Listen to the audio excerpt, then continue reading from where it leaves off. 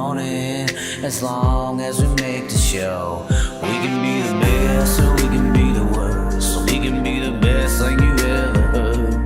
With the motor singing and the grandstands ringing, it's hard to put it all in words. But this is how we ride, this is how we do.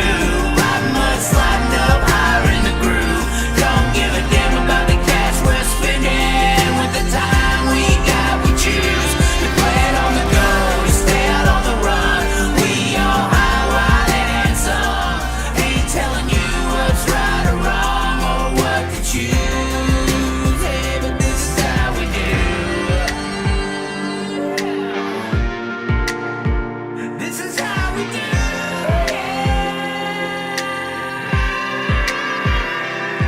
Out on the dirt ovals we play, life in the bright lights with no shade. So letting her go, letting her rip, letting her fly, tossing her in sideways, living the life, letting her ride, outside winning to die. Cross her up on the cushion, crossing the line, cause some drama and some bullshit they didn't like. And if they don't like the move, then we're ready to fly. But this is how we ride, this is how we do. Riding mud, sliding up higher in the groove.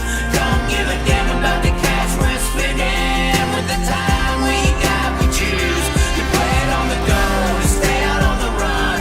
We all high, wild, and some. Ain't telling you what's right or wrong or what to choose. Hey, but this is how we do.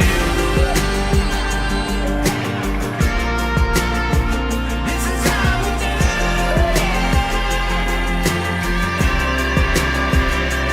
This is how we roll, this is how we do. It's not for everybody but the chosen few. And we pray, cause we know that they might not ever come back. But this is how we ride, this is how we do. Riding mud, sliding up higher in the groove. Don't give a damn about the cash we're spending. With the time we got, we choose to play it on the go, to stay out on the run. We all high, wild, and some. Ain't telling you what's right or wrong or what to choose. Hey, but this is how we do.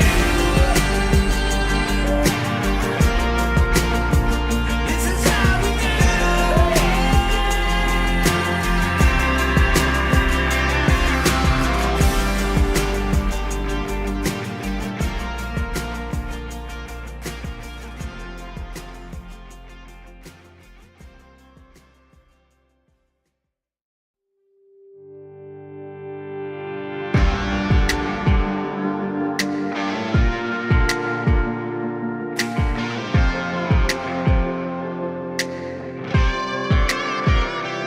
We can ride high, we can ride low. We can ride anywhere we need to go. We can ride all night up to the morning. As long as we make the show, we can be the best or we can be the worst. So we can be the best thing you ever heard. With the motor singing and the grandstands ringing, it's hard to put it all in words. But this is how we ride, this is how we do. Riding mud, sliding up higher in the groove. Don't give a damn about the cash we're spending. With the time we got, we choose to play it on the go, to stay out on the run. We all high, wild, and some. Ain't telling you what's right or wrong or what to choose. Hey, but this is how we do. This is how we do.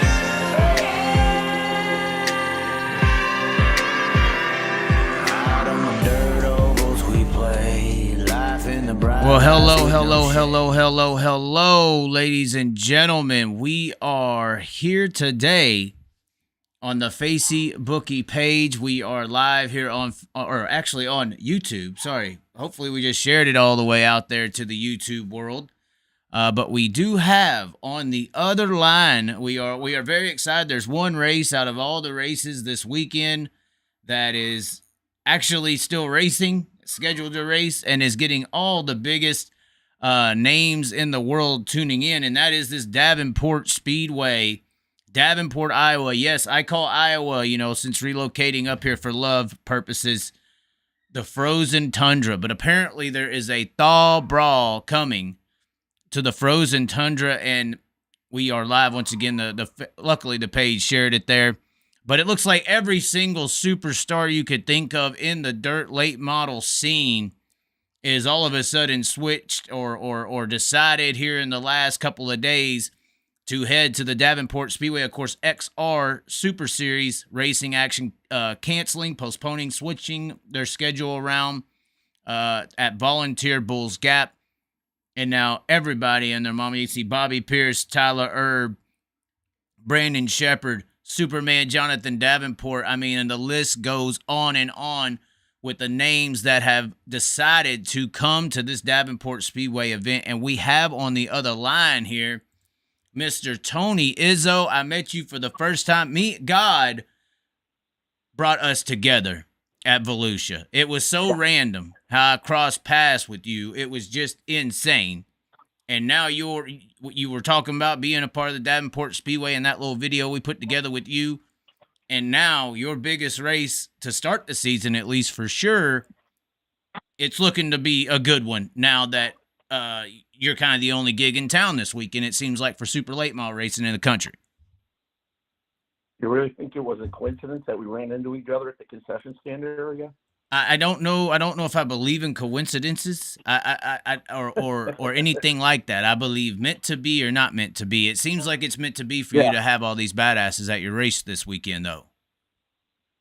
Yeah, it's really nice when you can start this early and know that nothing else going on. And it's one of those things. I mean, we lost last year due to weather, and it's just this race is the love-hate relationship with me. You know, it's a great deal if you can. Oh, looks like we may have just lost Tony on the other end. Not sure where he's located right now. Are you still there? Unfortunately, it looks like we have lost Tony on the other end of the line. We may have to call him back. Looks like everything is fine on my end of the situation. But the Davenport Speedway, of course, Davenport, Iowa. Davenport going to be there. It's one of the biggest races of the year. We'll see if we can get him back here on the line real quick. We'll have to give him a call back here and see if we can get him back going here. Unfortunate for that to happen right there as he was just getting into it. About that. I don't know what happened there. It's okay. It's okay. You may be located. Davenport ain't in the boonies, so I don't know how you've lost connection. Where are you at right now? Where are you located? I'm in LaSalle. You are in LaSalle? Okay. So that's the interesting thing is that this race was traditionally at LaSalle, and that I kind of wanted to talk to you more. Obviously, there's a lot of stuff we could talk about, but what is a lot of people out there, including myself, are kind of ignorant to the fact of who you actually are and your history with LaSalle, because it seems like there is a history there.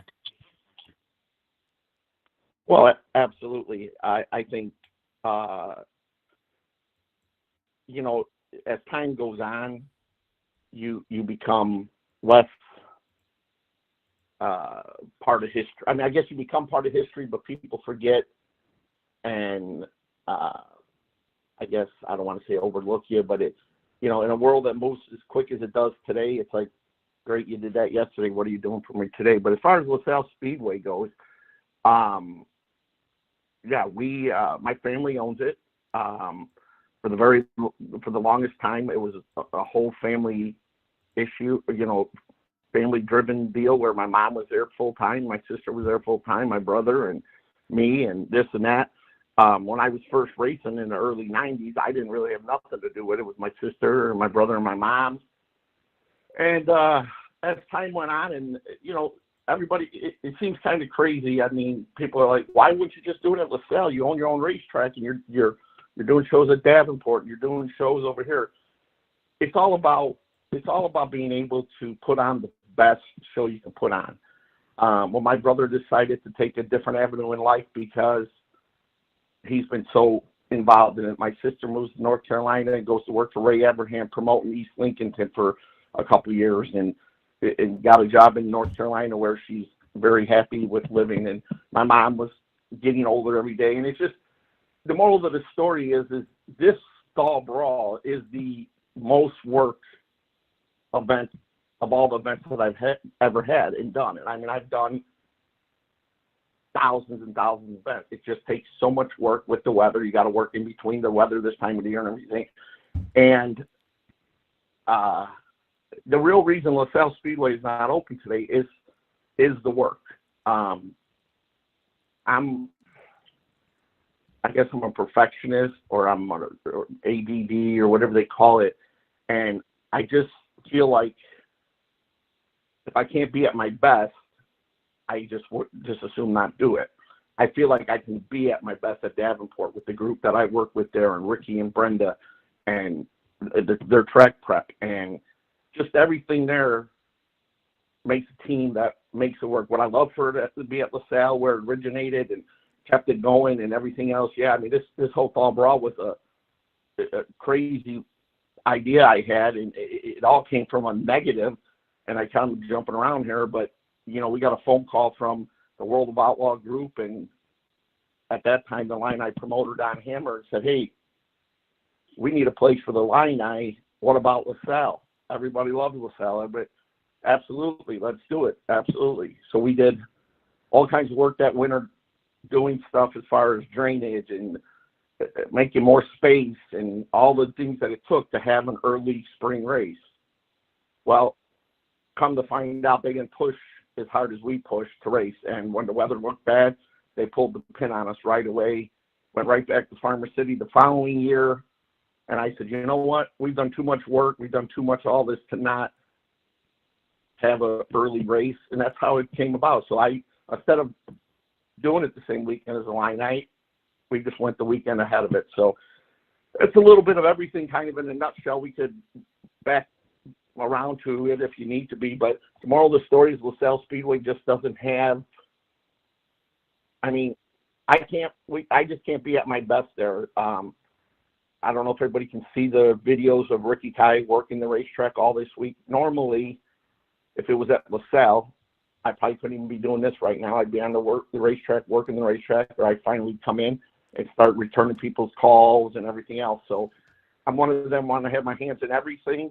So I just was trying to do too much at LaSalle, where I can put all this in Ricky's hands and Brenda's hands and do what I do as far as getting drivers there, getting fans there, promoting it to all the avenues that I can, having time to do this with you and time to make the show great. That's what it's allowed me to do. Well, you gave me a little bit of a background of what you are, what you do, but who is Tony Izzo? What's the, I guess, Izzo family? I mean, I was kind of oblivious. I mean, these racing worlds, there's very, very, very sectioned out. You know, you have the Illinois scene. You got, for me, you know, sprint car scene. You got PA. You got Knoxville. You got the West Coast. You know, you got your modified scene up in here, USMTS country. You know, and then you got the Southeast, Georgia boy, Tennessee. Then you got the Tennessee regions. Those are almost two separate. Who are you, and what is this history that you have with LaSalle? Because some people are like, LaSalle, how does this guy connect? How does that actually connect for the people out there who don't know you, your family, or anything that y'all have done? Well, the moral of the story is I've been looking through a chain link fence at race cars since I was in diapers. My dad raced. He was a very successful racer. I think it was 4 or 5 years ago now. He went into the National Dirt Late Model Hall of Fame. And you are Tony Izzo Jr., technically, correct? That is correct. Yep. So I grew up in a racing family. It's all I knew. It's all I wanted to do. Played some high school hockey. Had the opportunity to go play college hockey. My brother had the opportunity to go play junior hockey up in Montreal, but we chose the racing path because it just was presented there in front of us. So the moral of the story is I've done every part of, I think I've done every part of racing when it comes to dirt late model racing you can be. I mean, I'm talking from running 4 cylinders to running my own super late model to being a UMP national champion to being a track promoter to being partners with my parents and stuff in tracks, putting on races all over. There isn't nothing that I haven't done in late model racing, late model dirt racing. So the history comes from, I love the sport. I'm passionate about it. When things, my life changes, it never goes away from racing. It may take me to Plymouth, where I worked for a couple of years trying to help them with their promotional end and their track prep end and different things, because some people see the value in the 40 plus years that I put into it, and some people don't. The history, I would think the ones that know me know how passionate I am, and the history comes from my dad racing and my brother racing and me racing, and just my mom and dad bought this racetrack out here in we started promoting Kankakee, but again, I was racing. My family started promoting races in 1988 when they took the lease on Kankakee Speedway, and then we had the lease that we bought LaSalle in 1992, and but once I slowed down with racing and I went and helped my brother run the Tampa Tour, and we run the UDTRA Rookie of the Year in 2001 and stuff like that. Once that all kind of slowed down, like I said, my brother took a different direction with his life. We just, I focused on the promotional end and got to just stay. I've always stayed right in the middle of racing. So I hope that kind of, the history it's everything you can imagine from A to Z. When were you UMP national champion? What year was that? That was 1995. And that would have been the late model division, I'm assuming? That's correct. Yep. Okay. Yep. Well, UMP is kind of interesting in itself. It's jumped around in a way. Has it always been dirt car? That's something that's always been confusing, because UMP's been around. Has it always been dirt car, though? No, UMP stands for United Midwest Promoters. Bob Memmer started the organization, I think in 88, 87, 88. And he just had this vision of putting on late model races for not necessarily the everyday guy. I don't know that he would support where racing's at today as far as I just think it's not necessarily support it. It's just, he was always one to try and keep costs down with trying to, he looked out for the racer. He was a racer's promoter. I think I hear that a lot from a lot of guys, that I have a lot of that in me. And obviously, because I raced for so long and because I've been on that side of it, Tim McCready told me one time, he said, you got to start promoting with your head and not your heart. He says, you're too far into it with your heart that you're not even making decisions for yourself. You're making decisions, worrying about pleasing everybody else at the racetrack. So Bob Memmer was that type of guy where he just was, he was all about the Midwest guy and try to create an equal playing field that everybody went to the racetrack and could compete. So when did you shift from being a driver into promotions? Like how does that even happen? Well, like I said, I kind of quit racing. I got married and was going to have a family. And where were you living at all this time? Living on LaSalle or what? I was living not far from LaSalle when I got married and moved out here. Yeah, and when I moved out here to help my brother in 2001, 2002. So around 2000, I got married and I quit racing, started building homes in Plainfield and Naperville and stuff like that, and just missed racing like crazy and wasn't away from it very long. And then my brother says, well, hell, you got more experience than anybody. Why would I hire anybody else or go racing with anybody else? Why don't you, let's go tackle this UDTRA thing, this Tampa thing. And I said, well, man, that's going to take a lot of money. It's going to take a lot of this and a lot of that. So we compressed all my stuff, even though I wasn't racing no more. I still have my stuff. We compressed my stuff and his stuff, all the best stuff, sold off what other stuff we sold off, convinced my mom and dad to buy us a transporter and give us a blank checkbook with a little bit of money in the account every month, every week to go racing. And so after taking a step away in 2000 and 2001, I guess it was, I went racing with him, and we traveled all over the country for a year or two with running for UDCR Rookie of the Year. So that was racing and promoting, or how did that work?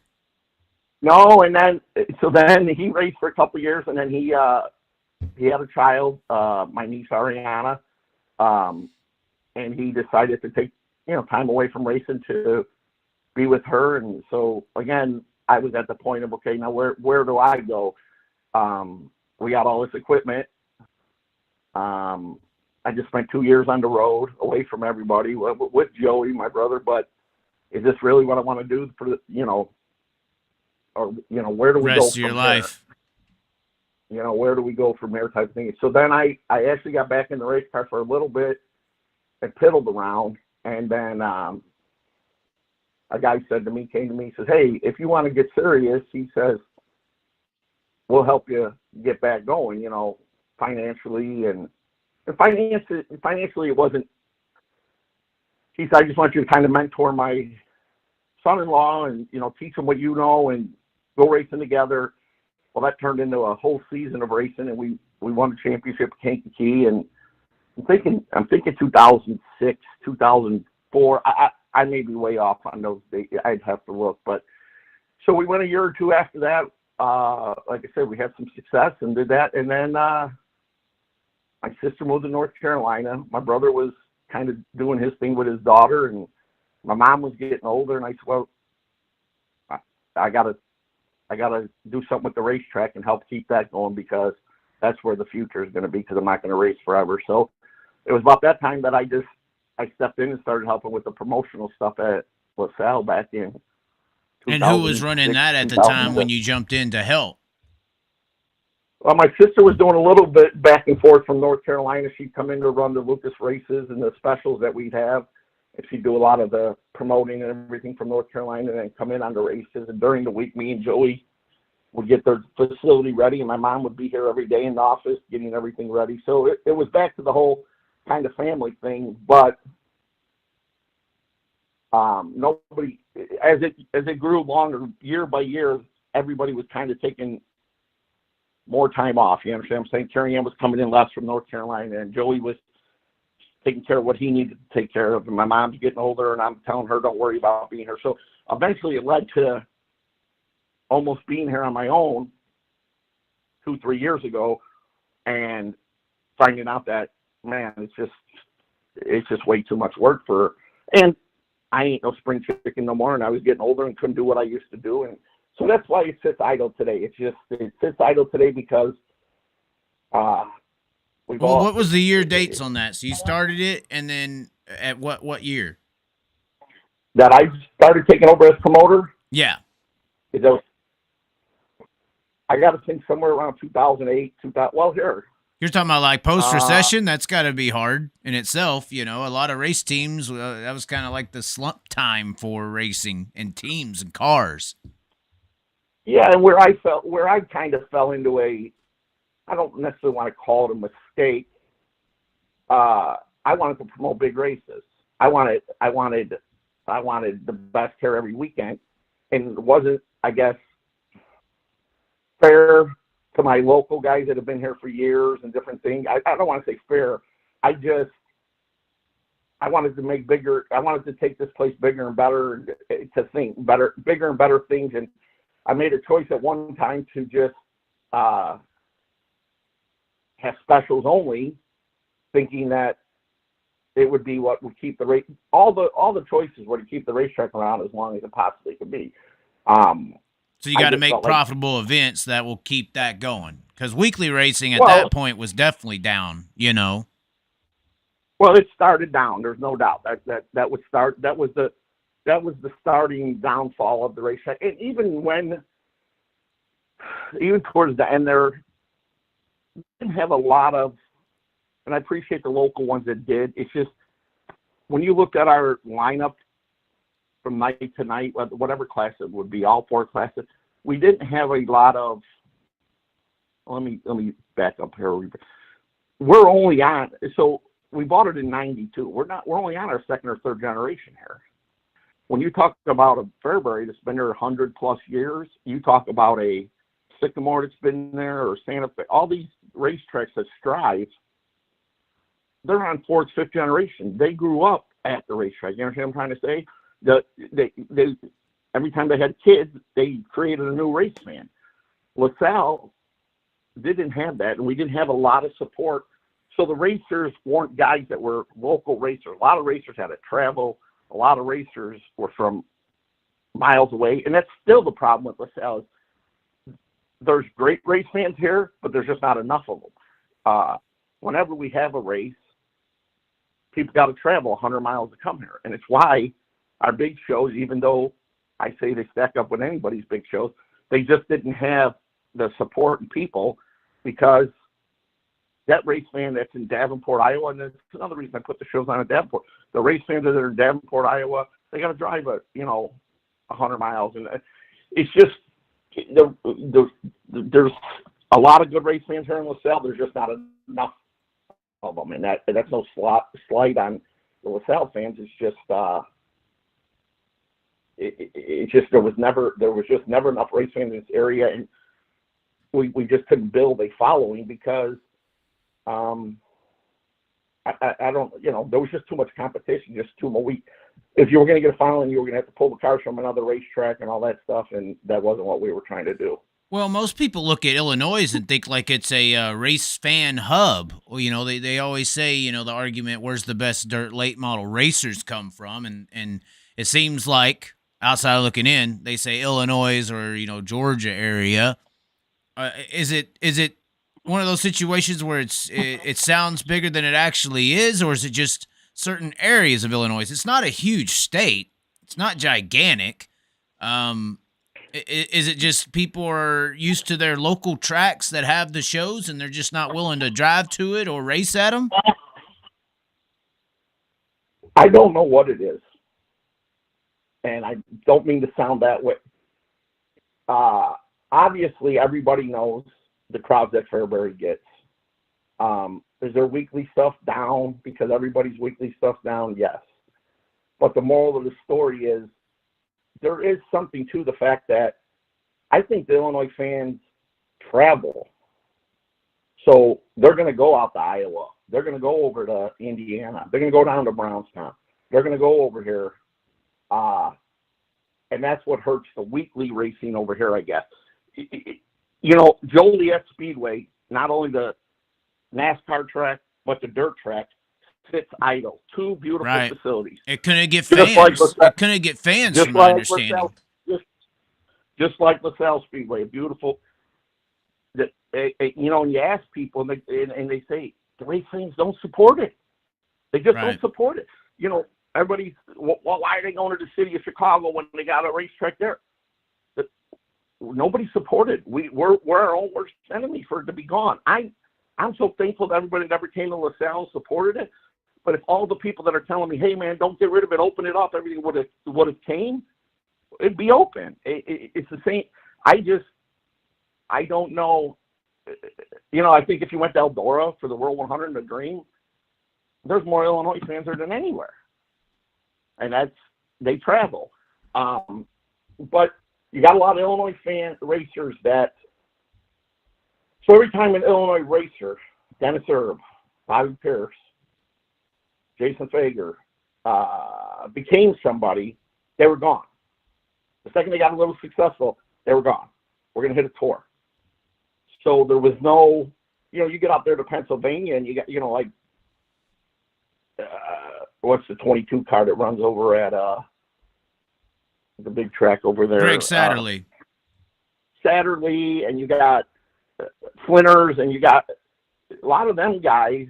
They'll run the big shows when they come in, but a lot of them don't leave the tours. And there's enough talent over there that some do, but the problem we got here is the draw, the hitter, the go-getter, every time he got a little successful here, ran off. So other than Fairbury, and even Fairbury specials are better than anybody else's specials around Illinois, there is not a whole lot of support. I know, know that other racetracks struggle. I just know that it ain't like, I mean, I go down to some races down the south. I'll go to Gaffney, Cherokee when I'm down there in November, and I can't believe the people. I just can't believe the people that come to some of the races, and no slight on those people neither, but the racing don't compare to what it does here. It just don't compare, and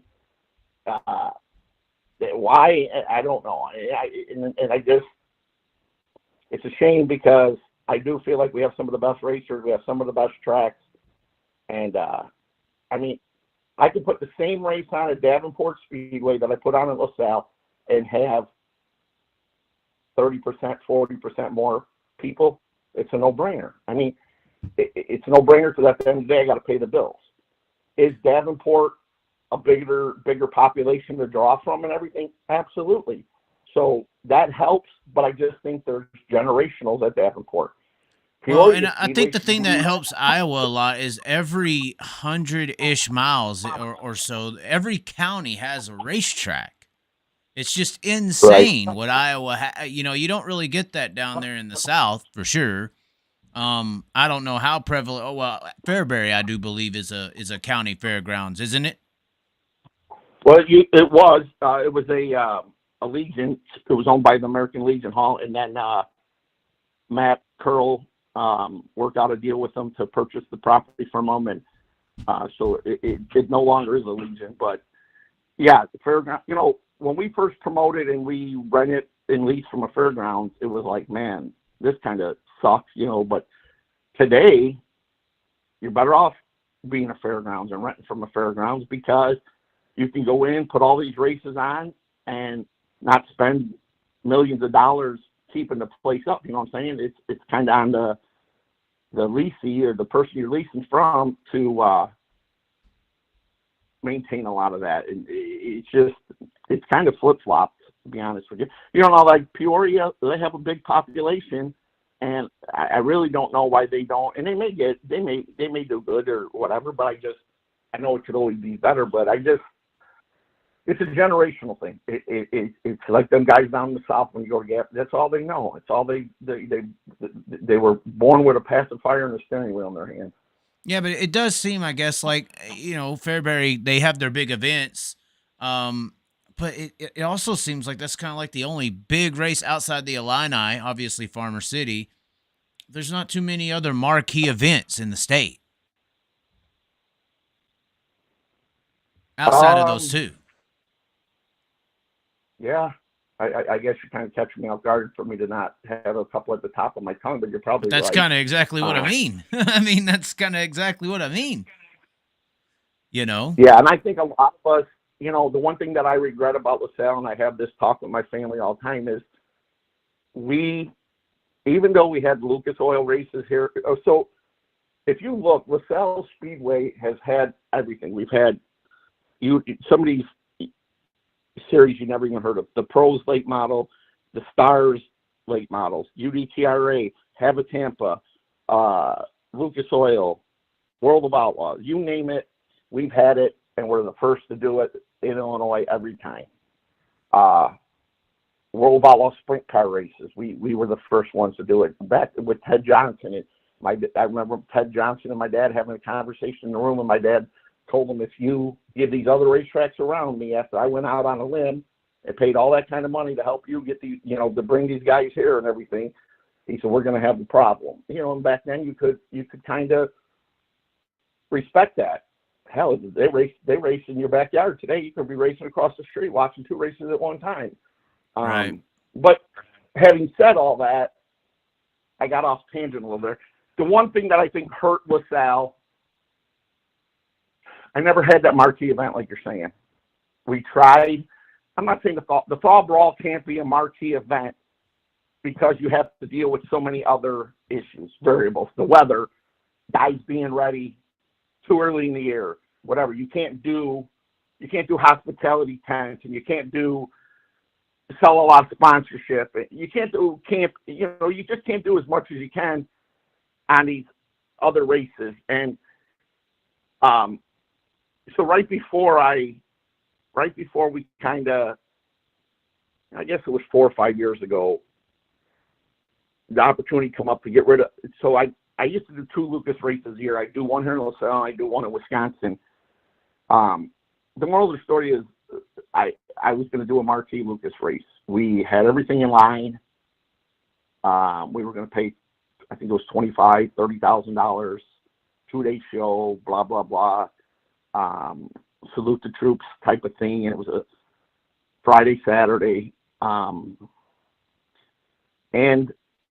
it just all didn't come through. At the end of the day, it fell through right at the very end, with some sponsorship, with some family issues, with the support of the family and different things. And it just, we walked away from it.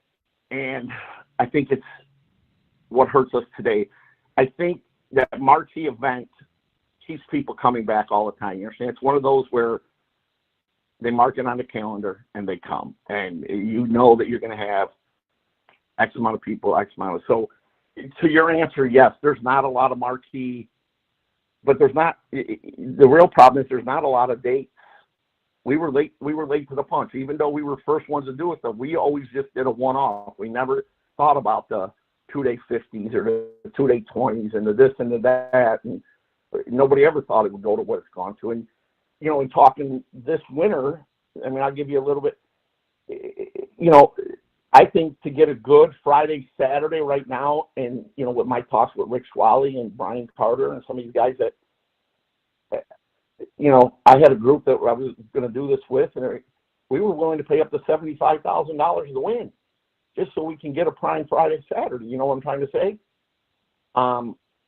Because if you're not going to pay that, you're not going to get them, and you're not going to get a date. And in order to have one of them groups give you a date from somebody else, they got to justify it to their people and everything. Hey, listen, this is better for us to, it's more money for us, it's more money for the series, it's more money for my guys, type of thing. And that's kind of what happened to me when I lost my Lucas Oil races. I wasn't ready to make a big jump, and I just let them go because I at the time didn't know exactly what I was doing. But I'm kind of running all around the map there. But the moral of the story is that you got to pay up today to have a prime weekend. Well, and it seems like that shifted around here. You know, I kind of, in my last live, we got onto the sprint car topic of everything, and the high limit series and everything, and the Eldora Sprint Car Million, and, you know, sprint car scene, late model scene's so different. You know, the drivers are kind of free, can do what they want on the late model side of stuff. Or on the, you know, sprint car side of stuff, you got the contract situation and all this. And now everybody's finally noticing that because Kyle Larson, Brad Sweet, and others have pointed it out. But I kind of see this whole surge for sprint car drivers to get paid. And even the late model scene of today, fortunately or unfortunately, credited to Barry Braun and XR kind of doing a bidding war with the late model scene a couple years ago, or last year, or even the year before, almost. You know, 3 years ago, if you had a $20,000 late model race, you had a big show. And now it seems like if it ain't 50 plus, it ain't really considered a big show anymore since that era. And I was relating it to the sprint car scene because the sprint car scene saw these bidding wars going on with all the late model drivers, and are like, well, why ain't we getting paid this much? And that kind of influenced them to start what they're doing over there.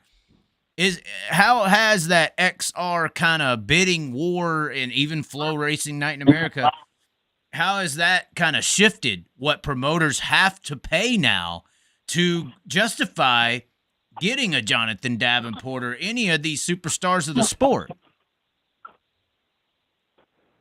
Boy, man, whoa, let me take a breath before I answer. No breaths. I mean, luckily, you are luckily. I mean, you had $20,000 on the line this week, and if XR doesn't have an issue with their $100,000 show at Volunteer, we may not be listing off all these names. So it does kind of, you know, affect the situation. Let's not give Barry Braun too much credit for coming into a sport that was already established. And I know you're not giving him credit for the sport. This is a touchy-feely type of thing. It's a touchy subject, but it needs to be talked about. And I'm not giving Barry Braun credit. I mean, heck, I would like to come in and start doing sprint car races to, you know, help them get free, but they already chose their slavery. They signed the contracts this year. So those sprint car So I drivers think- can eat whatever they eat this year. But what I'm saying is that bidding war season that was spurred by XR, it really changed the landscape of the super late model scene. Hey, 100%. I mean, God, how do I answer this? It made me become more worried about the dollar than the racer. And I don't know if that answers the question, but it's summer. I owned the Myra Series up till this year, and this whole streaming battle and streaming war was the reason I sold out. I sold out for good money. I also sold out because I had no idea which direction this is going to go. And if the people with power, Barry Browns and Flo and Michael Rigsby's and this and that, are going to get where they're going to control our sport, again, it goes back to me not being able to run LaSalle because I couldn't control anything, then I'm out. I want to be able to control my money, control what I'm doing. And when I say don't give Barry Braun too much credit, I mean, I think the world of Matt Curl. Me and Matt Curl have good friendships. Matt Curl gets praised daily for Fairbury being where Fairbury is. And I'm not saying he doesn't do a great job. He walked into a situation and made it better, but it was already good. Tony Stewart gets praised for Eldora. Eldora was Eldora. True. So, and Barry Braun walked into a sport from, I know he was doing IMCA stuff or whatever. I don't really know Barry's background. And this is where people are going to, I equate it to this. And I had a real problem when my brother-in-law started doing the dome race. And I had a real I feel like people like me and my family and people who have been in this sport for as long as they do and don't get necessarily the recognition. Here's the problem I have with a Barry Braun and what he did. Am I benefiting now because obviously the TV? You're 100% on point. I'm not going to disagree with that. So I guess I'm talking out of both sides of my mouth. Do I Talk like out that I of get more both money? sides. Hey, as long as it's reality, it's real. That's what the Chaz is all about. Let's go. But I always say it's like the guy downtown Chicago. He's got a restaurant there he's had since the 50s. And he's got great hot dogs, and he's got great Italian beefs, and he's got this, and he's got that, and he's paying real estate taxes every year, and he's barely making it because he's paying real estate taxes, but he's been there 50 years serving the community and everything else. And you know what? This guy makes a lot of money. You know what I'm going to do? I'm going to go buy me a hot dog wagon. Guess where I'm going to put it? I'm going to put it on the corner right in front of his place. And nobody says nothing except the promoter, like I would say, and say, what are you doing? And he's saying, I'm doing whatever I want to do. Who are you to say I can't? So where people failed us, and I say it all the time, I got punished for things that I did trying to protect the sport. The people that should have been protecting our sport was not worried about protecting our sport. That doesn't mean you should have kept the Barry Braun out necessarily, or you should. But anybody can come and put a race on tomorrow. It don't matter what you got. You got enough money? Sure. We'll jump in bed with you. Oh, you don't have no more money? No problem. Who's going to jump in bed with me next? What the fuck kind of, excuse me, are we? No, you can cuss all you want. This is YouTube. This ain't CNN. It just drives me nuts because that guy comes and he brings a hot dog stand and he steals the business away from this guy. And then you know what happens? That guy folds his business up. The hot dog guy, wagon guy, wraps his stuff up. He leaves and goes to another corner. And he didn't pay real estate taxes. He didn't buy in. He didn't have nothing. He just decided he wanted to do hot dogs one day. And the guy that was drawing all the people to his place threw them all to this other guy. And he just stood in line and took his money. Well, I mean, but isn't that a lack of loyalty within your customer base, a.k.a. known as the modern-day super late model racer? Because at that point, even if a guy moves across, you know, it's like me. When I go shopping, I try to stay away from Walmart. You know, if I need a coffee maker, I could go to Walmart and buy it for $19.99, but I would rather go spend $29.99 at the local store that's been here for years because I understand the political, the economical impact of the meaningfulness of that.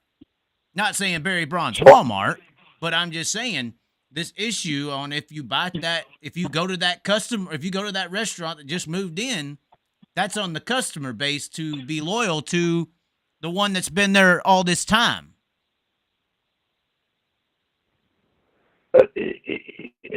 No, I mean, like I said, I don't mean it.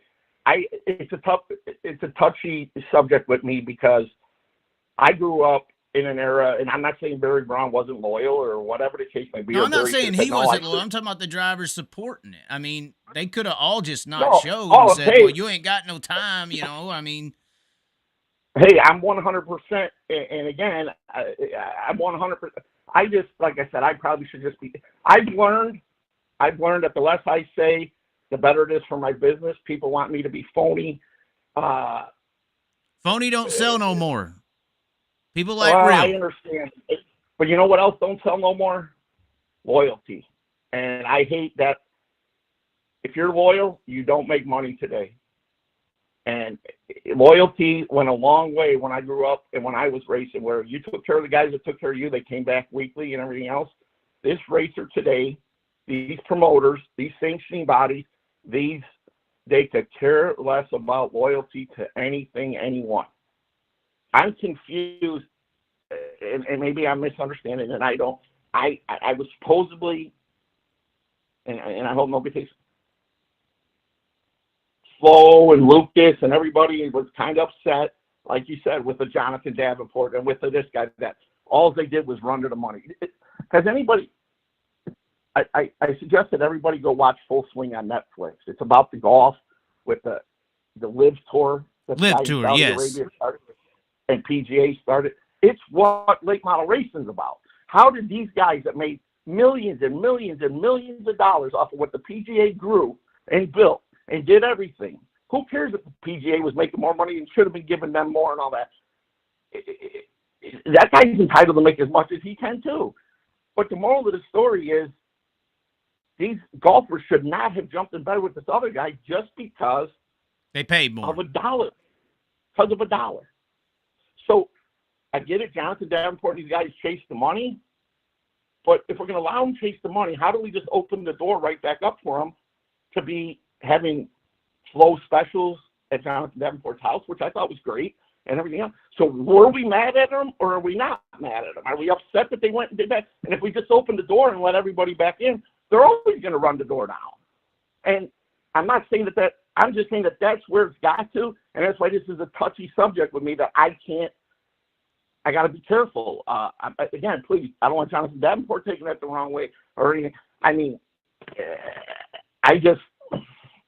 well, racing's a touchy business. It's hard where, you know, everybody's wanting to make money, and it's such a hard industry to make money, especially in the track promoter role. The track promoters have kind of always had to pay the bill and hoping to get the bill paid back. You know, series make a lot of money, you know, most of the time, or the right way that it used to work. Series, you know, track promoters would pay the series to come there. They'd pay everything. They'd put all the bill on the line, hoping to make the money back. The only one putting the money on the table that was up for grabs was traditionally the track promoters. And now it seems like that's kind of switched around. It's a really stressful job to try to be a successful track promoter in today's, and really always, in today's society, and always has been the case. It's hard to make ends meet. And then racers, obviously, we have Jonathan Davenport examples. We got about 7 or 8 guys in super late model racing, or 10 guys maybe, that have made money. But there's you know, World 100 has 100+ cars. There's 90 examples of guys who are losing, you know, so it's hard to jumble and say what's right or wrong when it comes to money. You know, it's hard. Let's backtrack here a little bit. I have nothing against Jonathan Davenport, what Jonathan Davenport went and did. I don't think you were saying that.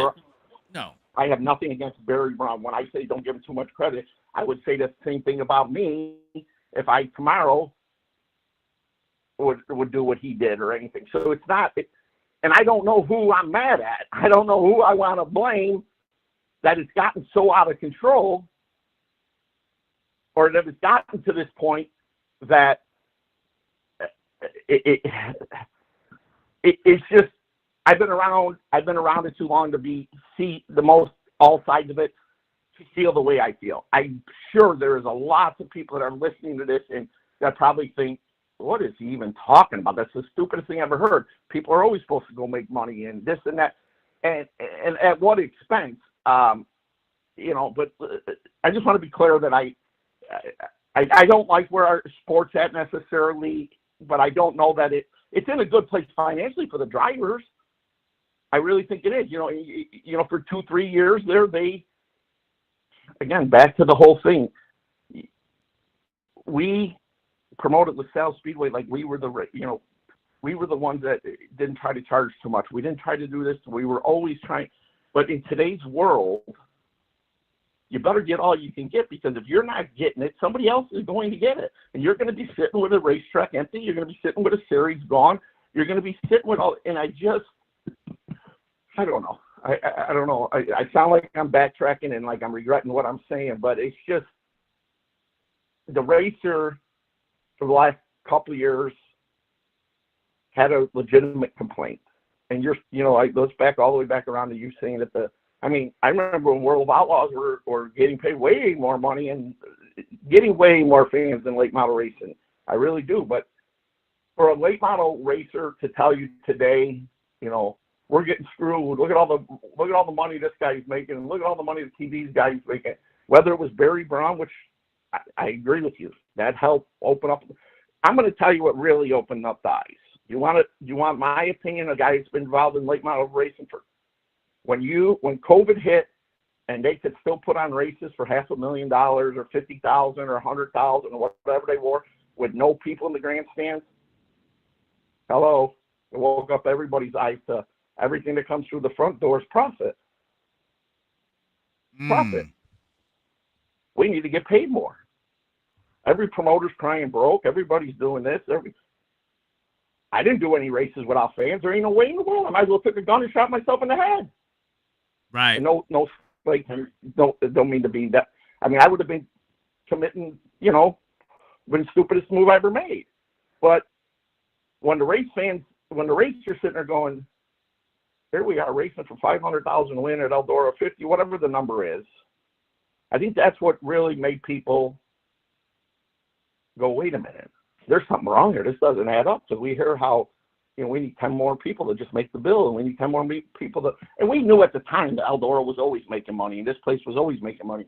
But the moral of the story was, I think that was one of the things that opened up a lot of people's eyes to, there's more money here than what, and this isn't, than what's being, and that was. Well, it opened up the streaming business model. Absolutely. It absolutely did. I would have never been able to do these Thaw Brawls that I have.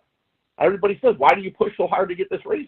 I'm going to be honest with you. I get good streaming money. I got a nice deal, and I've had a nice deal with Flo and Michael Rigsby for, what's this, our 11th year?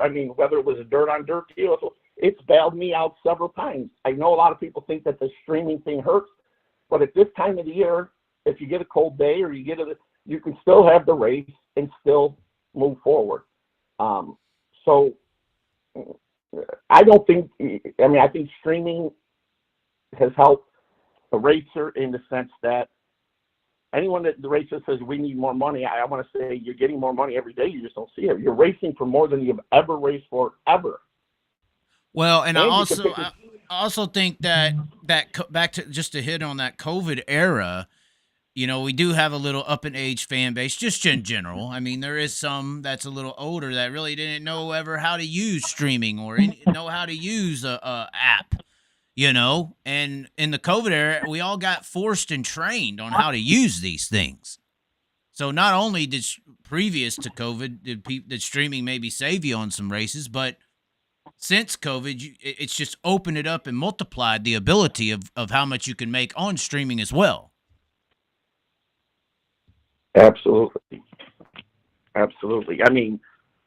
My 78 or 80-year-old father, who was, like I said, raced for himself and all that, has figured out how to watch dirt late model racing 7 days a week on his tablet, and that just blows my mind. So it really did open it up. My mind. The bidding war, though, Absolutely. is the curious part. The bidding war, and I think sprint car racing didn't have a bidding war. I think because they had an established national series for 30 years or 40 years since 1978, or really, I mean, there's been ons and offs, but split off series and all that, but pretty much since the 90s, since the USA split series. And I mean, they had NST, but that really wasn't a threat. But the national sprint car scene, World of Outlaws, is the king dog. And I think that late model racing is always never really, and me and Tim McCready talked about this, the goal of the dirt sprint car racer, outside of wanting to be a co-trickle and go to NASCAR, the goal is to be a World of Outlaw champion. Whereas it seems like in the late model community, the goal is to win World 100s or event-based accomplishments. You don't really see the championship getting that glamour in the community itself. It seems to be more about winning events, and that really never, made it to a situation where a driver wanted to be locked in a championship. They wanted to win these big events. The Bloomquist, it's all about winning this event so many times. Wasn't never really about being a champion. So it left the door always open for new events to pop up. Oh, absolutely. I mean, absolutely. I guess it looks like Lucas put a lock on that this year with the $1 million they're going to give away, or not give away, but somebody's going to earn that money, and that's locking these guys up. Some of the problem, as a guy that's been, there was a time not that long ago that everybody in the industry said, man, we got to stop. We all race too much. Right. And everybody that was saying it are the ones that are putting all these races on. And at some point, hopefully, like I said, we wouldn't have the talent of cars that's coming. I don't know how much further out I got to go. And yes, XR was going to have a race this year, and I know that I have had races on top of people before and everything. But the whole goal to this race 11 years ago was nobody starts this early. Nobody's stupid enough to do it. I won't ever have to worry about people scheduling on top of me. Right. And today, people schedule on top of you no matter what. And they just say, well, it's just business, and we got to do what we got to do. And the streaming person can do that because they have a whole nother revenue. Right. Again, and this isn't throw anybody under the bus. As great as everybody thinks it is that we're going to have all these cars now because XR canceled, it is great. But it caused another problem down the road that I'm going to have to deal with on July 25th or 24th when Barry and XR rescheduled right on top of a race that I've had for 6-7 years at Davenport. But now I got to figure out, do I want to go head-to-head against a guy who's got streaming money and can pay way more than I do because I don't have that avenue? I mean, I have flow money, but I don't own flow like he owns XR. So that's, and some of the loyalty on the other side has changed because they got to chase money, whether that's an X or not an XR, a Michael Ridsby or Dirt on Dirt or Flow, have to chase the money to compete with a Barry Braun or whatever. We're right back to what you started the whole thing, is that it has made the whole racing industry different. That is correct. And it's just, it's a constant, it's not easy for anybody. I'm just saying certain people walked into certain situations or have had deals not handed to them. In no way do I mean that. And it takes a lot to keep anything going. I don't know what to do at this point. It's like I said, as great as it is that he, that he chose to not race this weekend, it causes another problem down the road. And there's a lot of that in racing. And that's just something that I guess we have to deal with. And I mean, I'm already looking at, say we lose this weekend for some crazy reason. I mean, again, we're going to do all we can to get this race in. But everything I'm looking at is, how do I stay off of the next guy? I can't afford to be on top of somebody else. And how can I stay off them? And I guess if I owned a streaming company or managed one or had a hand in the cookie jar. Had a hand in the cookie jar. I could pick any date I want and say, I'm going to just pay more than the next guy.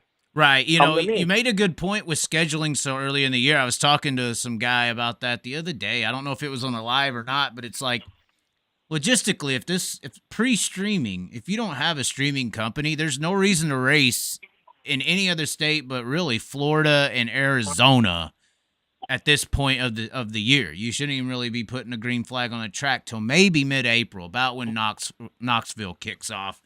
It's about when it still gets, it still can be a chilly night. You still freeze, but the streaming companies, I do think, are influencing these early races because you don't have to have a fan in the stand.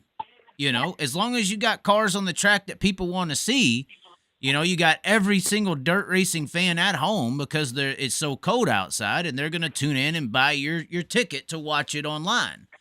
And I'm sure y'all's numbers will surge because of this weekend. The streaming numbers will surge. It's Right. it's a race that's worth having in-person attendance, but it still is in Iowa. The temperatures are going to be 40s. I'm going to be there. It's going to be cold. You couldn't necessarily pay this amount of money if you didn't have the streaming. 100%, and that's why I said I benefited myself, and I'm not sitting here to say, but I guess I've benefited myself of, yes, the streaming has allowed this Thaw Brawl to be around. It's bailed me out at different times.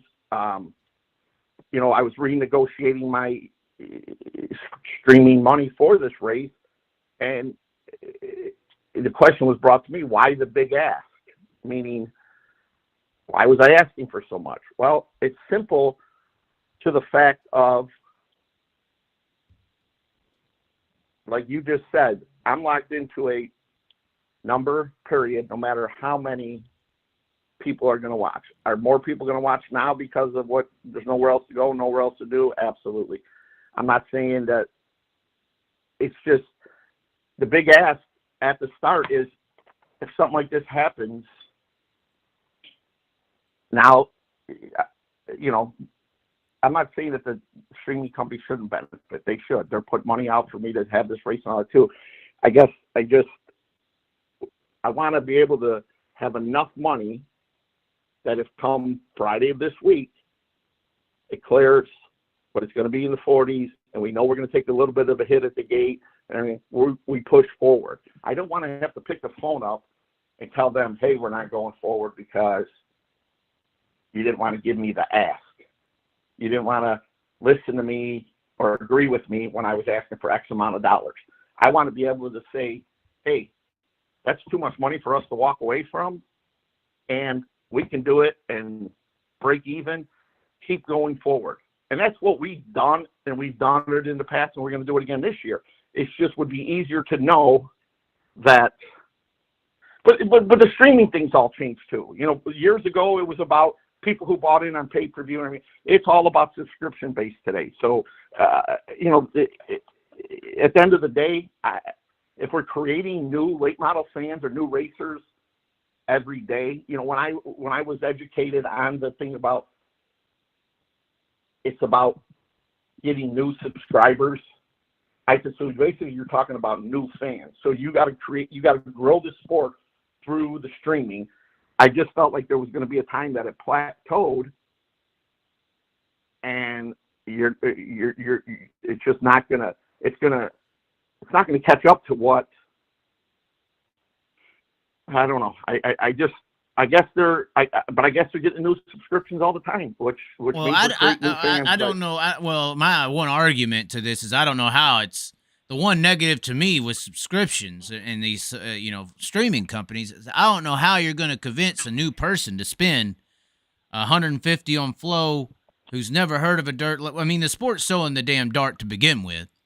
I said one of the biggest hindrance of dirt track racing, getting to the point it is in the dark in today's society is when it got off of those ESPN Thursday nights and got off of the TNNs and TNTs, because at least on those stations, you would reach basketball fan or football fan or this fan or that fan, and it went to the Speed Channel.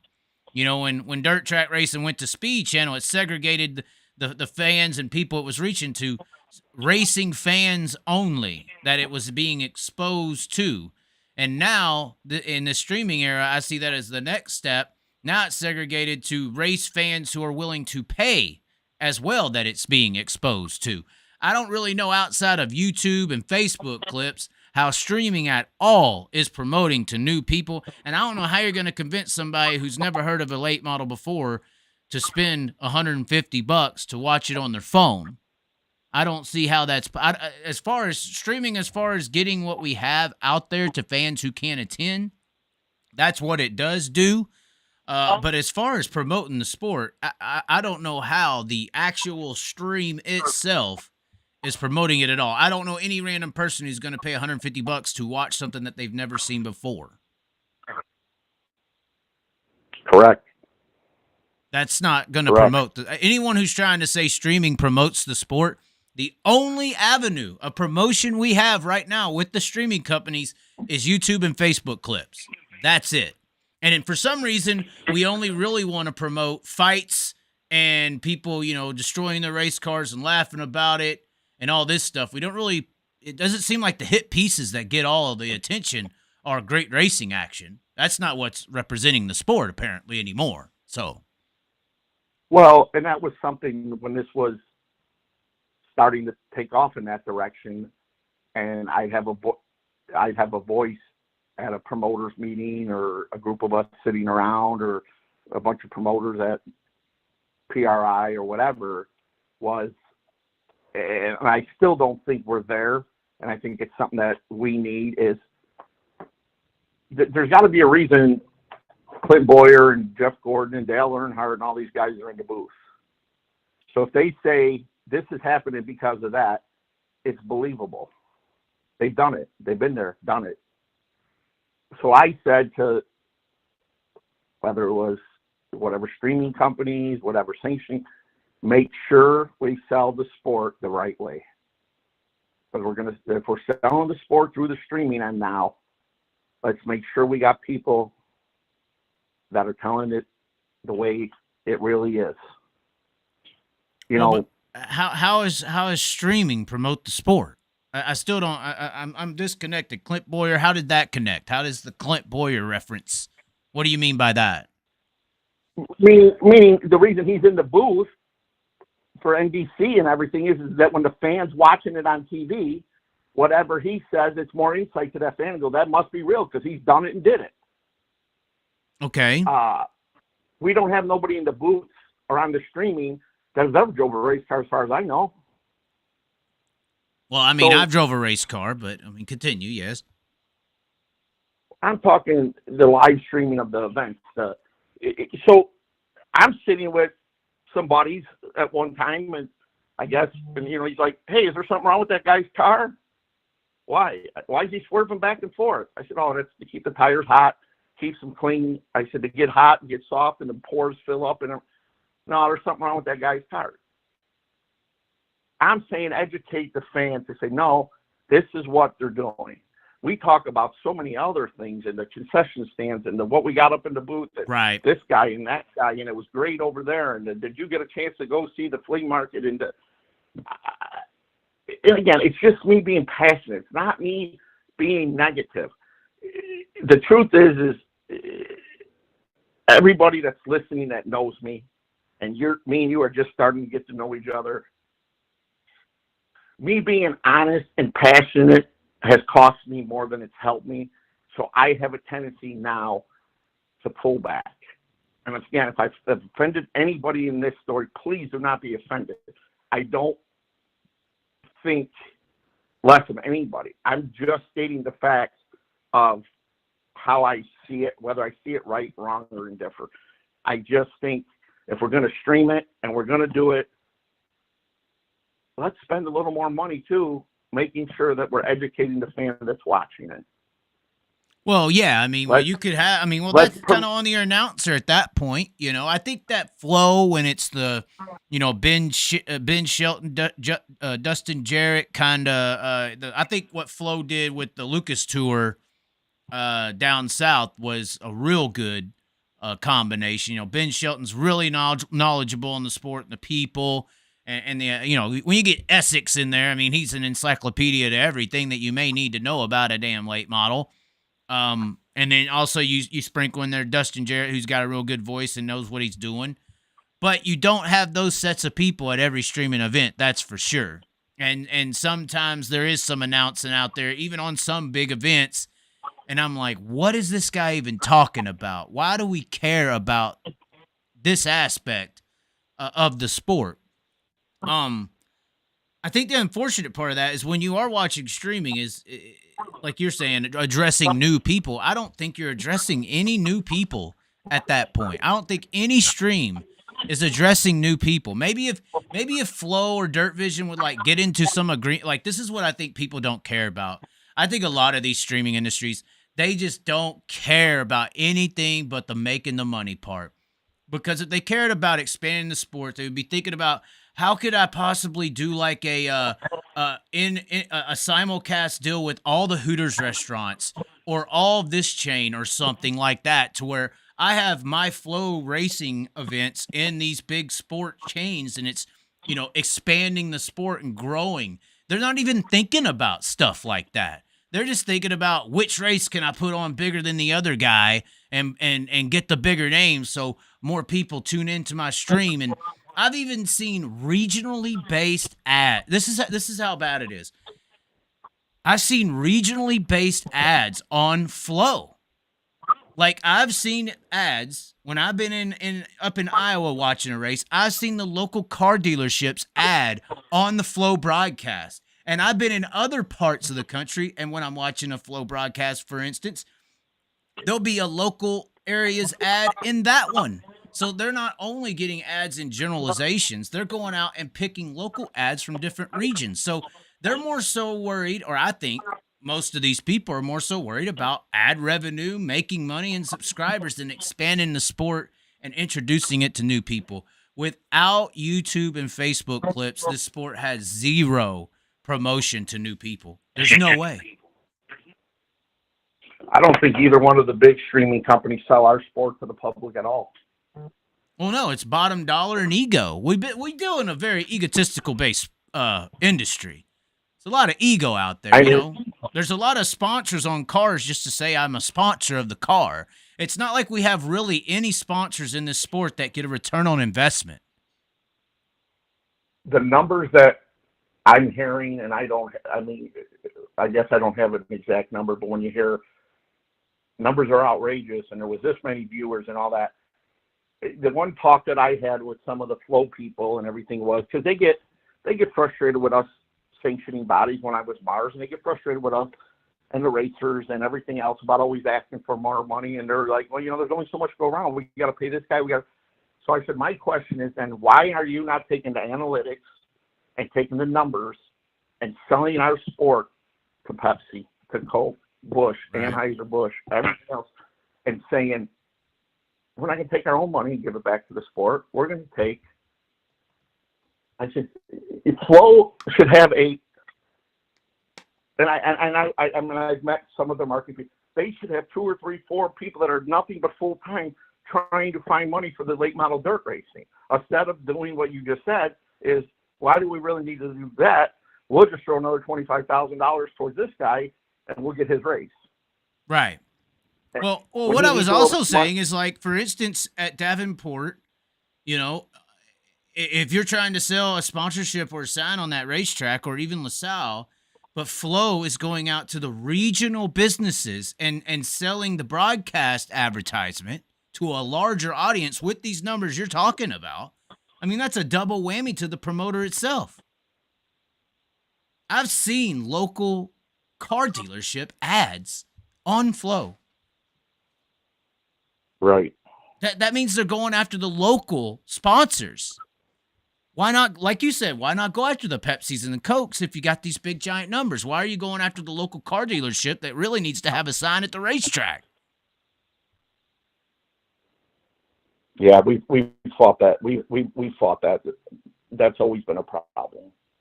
Always been a problem. Whether it was streaming or a local promoter coming in. I mean, it'd be like me going over to Davenport and taking all their local sponsors and getting them for my Thaw Brawl race and saying, "Oh, I don't know, that That stuff happens, but it's just not. At the end of the day, the streaming has woke up a lot of people's eyes. Did Barry have something to do with it? A lot to do with it. Everybody had a lot to do with it. But, you know, a lot of it's going back into our sport at this point, and there's pros and cons behind it. So, I mean, I'm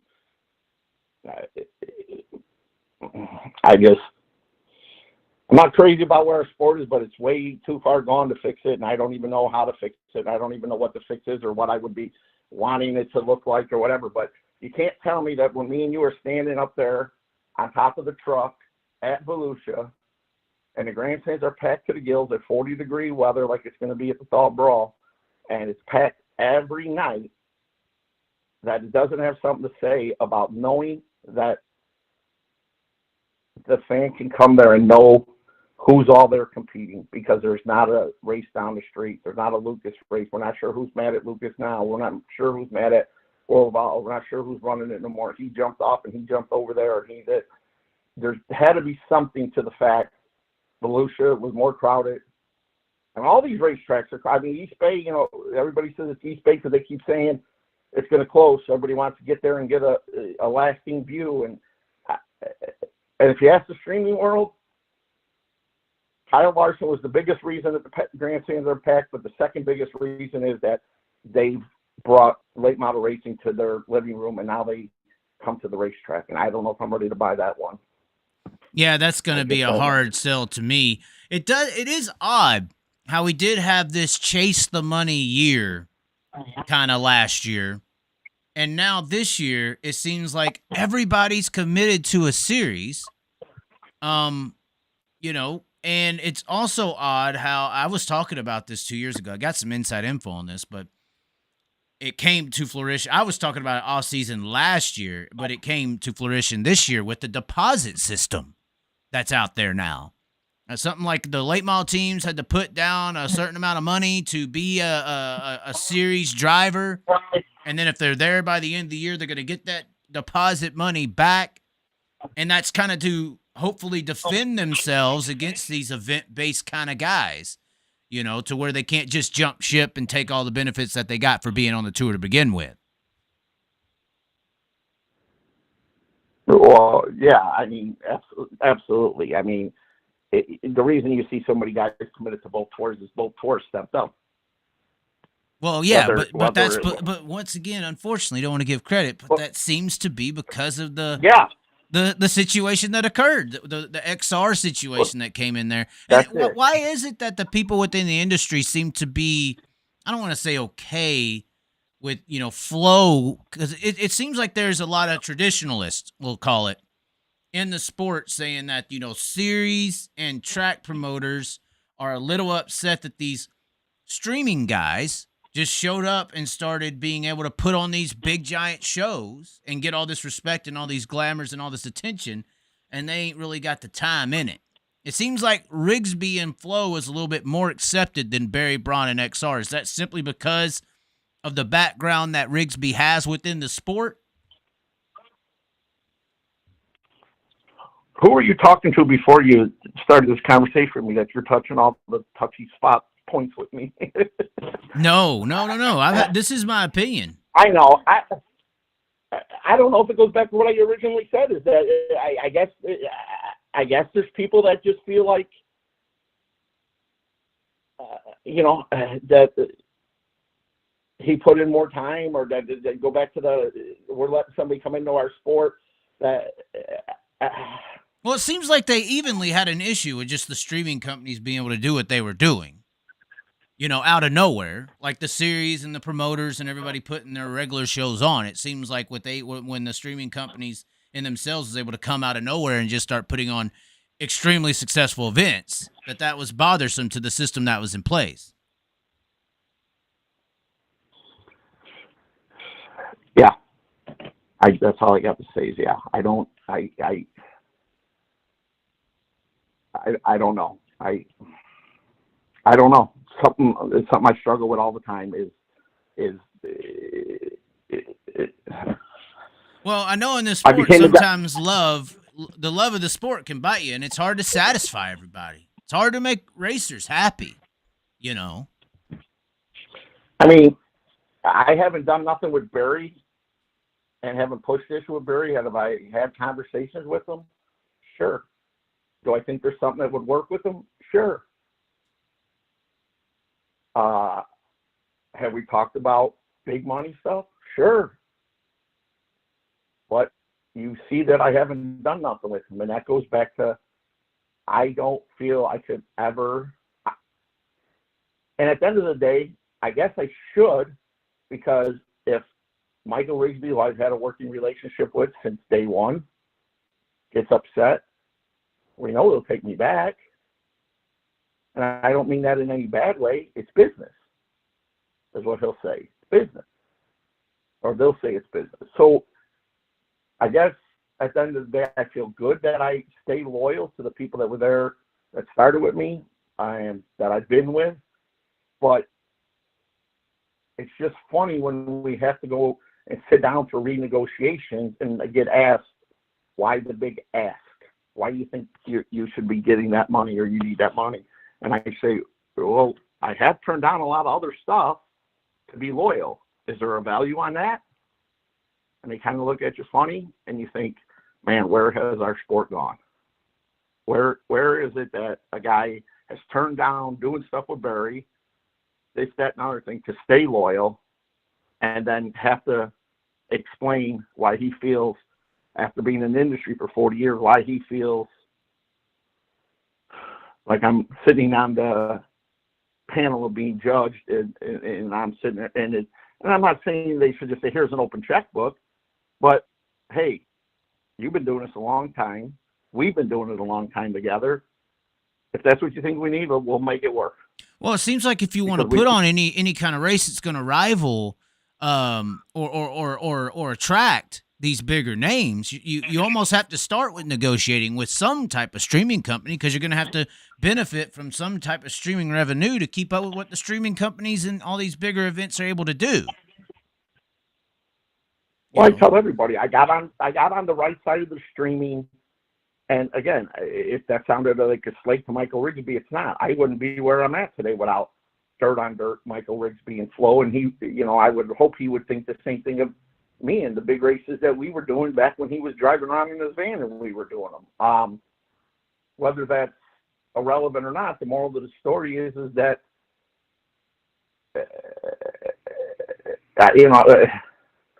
again, I sold my Mars series because I don't want to be in a bidding war and being controlled by the streaming companies, but it's where our sport is being controlled by the streaming companies.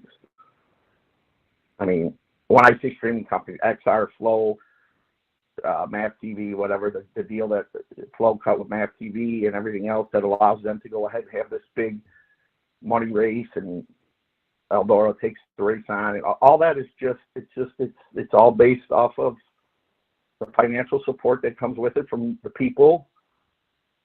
I mean, let's not get it wrong. It's the hard-earned people's money that buys the subscriptions that they turn around and give back to these racetracks and give it back to these people. Like I said, they're not out selling sponsorship and giving people that money. It's no different than the money that I give to the guy that wins the Thaw Brawl. I take the hard-earned people's money and I give it to the performer. Well, you can definitely say that the only people who have, traditionally a streaming company, if they are not doing their own races, traditionally streaming companies they're making money no matter what. Traditionally series, they're making money. They're not losing technically. Track promoters and drivers are the only two that are at risk to lose money traditionally in the sport, and even in a 40-car field, there's still going to be, 35 of those guys who are going to break even or lose, even with a regular racing night event, with typical payouts. So I don't necessarily think that you're mad. I think that you're kind of, traditionally you just had to worry about the racer's opinion of your event, if you were going to make money or not. And now you have to consider a streaming company's opinion on if you're going to make money or not. And that has to be another level to a promoter's stress that they have to worry about, Oh, absolutely. And, at the end of the day, I come from the old school where I must have heard 100 times this week and this month and everything is, yeah, you're paying 10 and 20, and that's pretty good pay, but he's paying 100. Yeah, you're paying 10 and 20, but man, it's kind of going to be cold. And I know we used to race all the time when it was cold. I came from a fucking time when it paid 10 or 20, and we'd leave here, drive all the way to Brownstown, Indiana. We'd get there, and there'd be a sign on the gate, sorry, we're canceled this weekend. There was no internet. There was no nothing. You went to go to race. And I understand times have changed, but what kind of world are we living in? And it's hard for a guy like me to keep digging and digging and digging in the sport when a $10,000 to win on Friday and a $20,000 to win on Saturday gives the guy the option to say, I'm going to stay home because it's just not enough. Because there's a 75 next week, or there's 50 the week after, or I'm running for $1 million to win point fund. Tim McCready supported my Thaw Brawl the first 3-4 years. Now he doesn't even return my phone calls when I ask him if he'd come and support and I don't mean that as a slate. It's just the team he's with and what he's with. It's a whole different animal. He's not coming to the Thaw Brawl. So where does it start and stop? I don't know.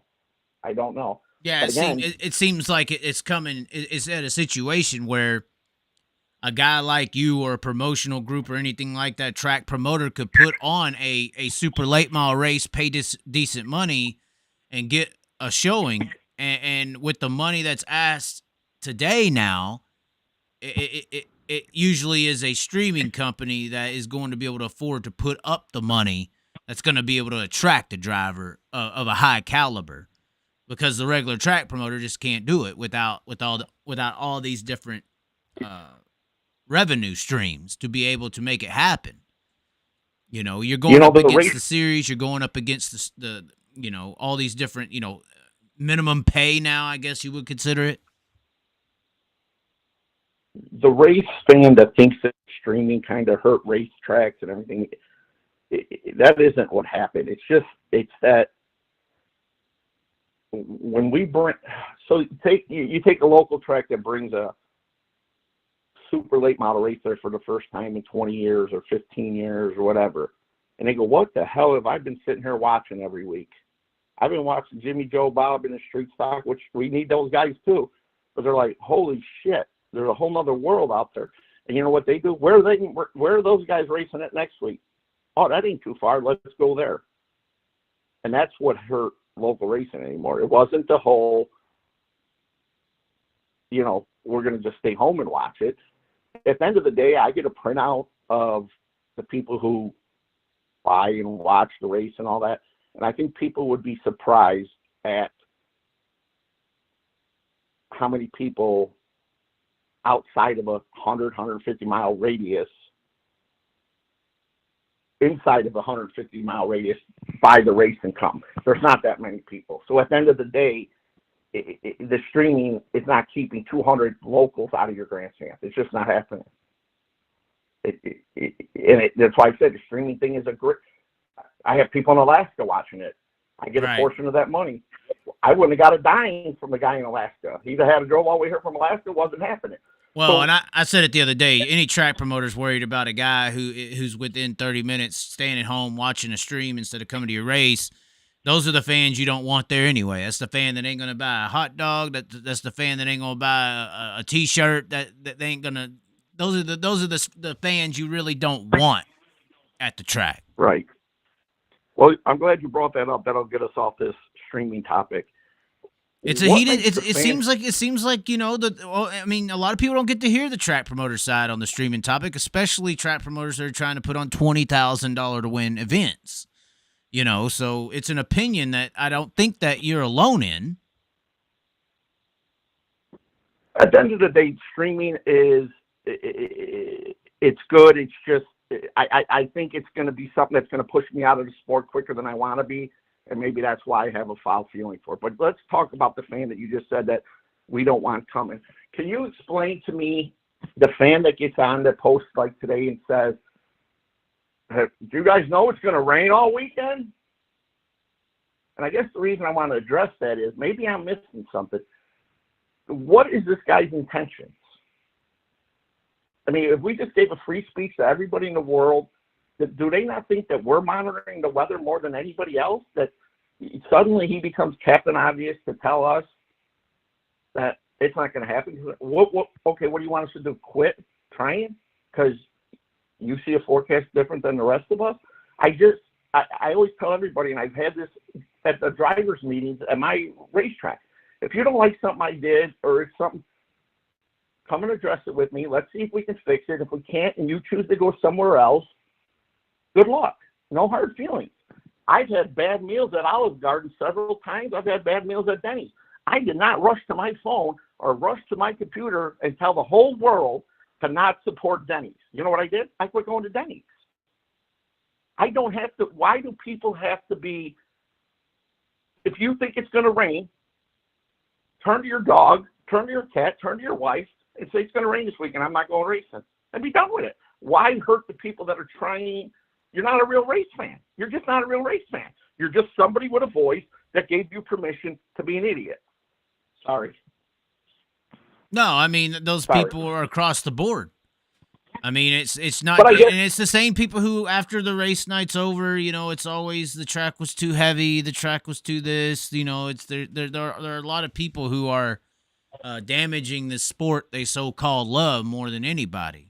Are these fans that you speak of, you know? Well, that's because they don't do any research. There's a lot of hardworking people out there and then there's people that do it just for the dollar. There's just people that do it for the dollar, and they're not really that worried about the outcome, I guess. And I don't know. I don't know. Everybody works way too hard to have negative Captain Obviouses in the group to say stuff like that. And I shouldn't let it bother me, but it's just like, I just still can't understand the point, but we can move on past that too if you like. What's next? No, you're fine. I think a lot of track promoters don't get to voice this side. I think a lot of a lot of people are scared.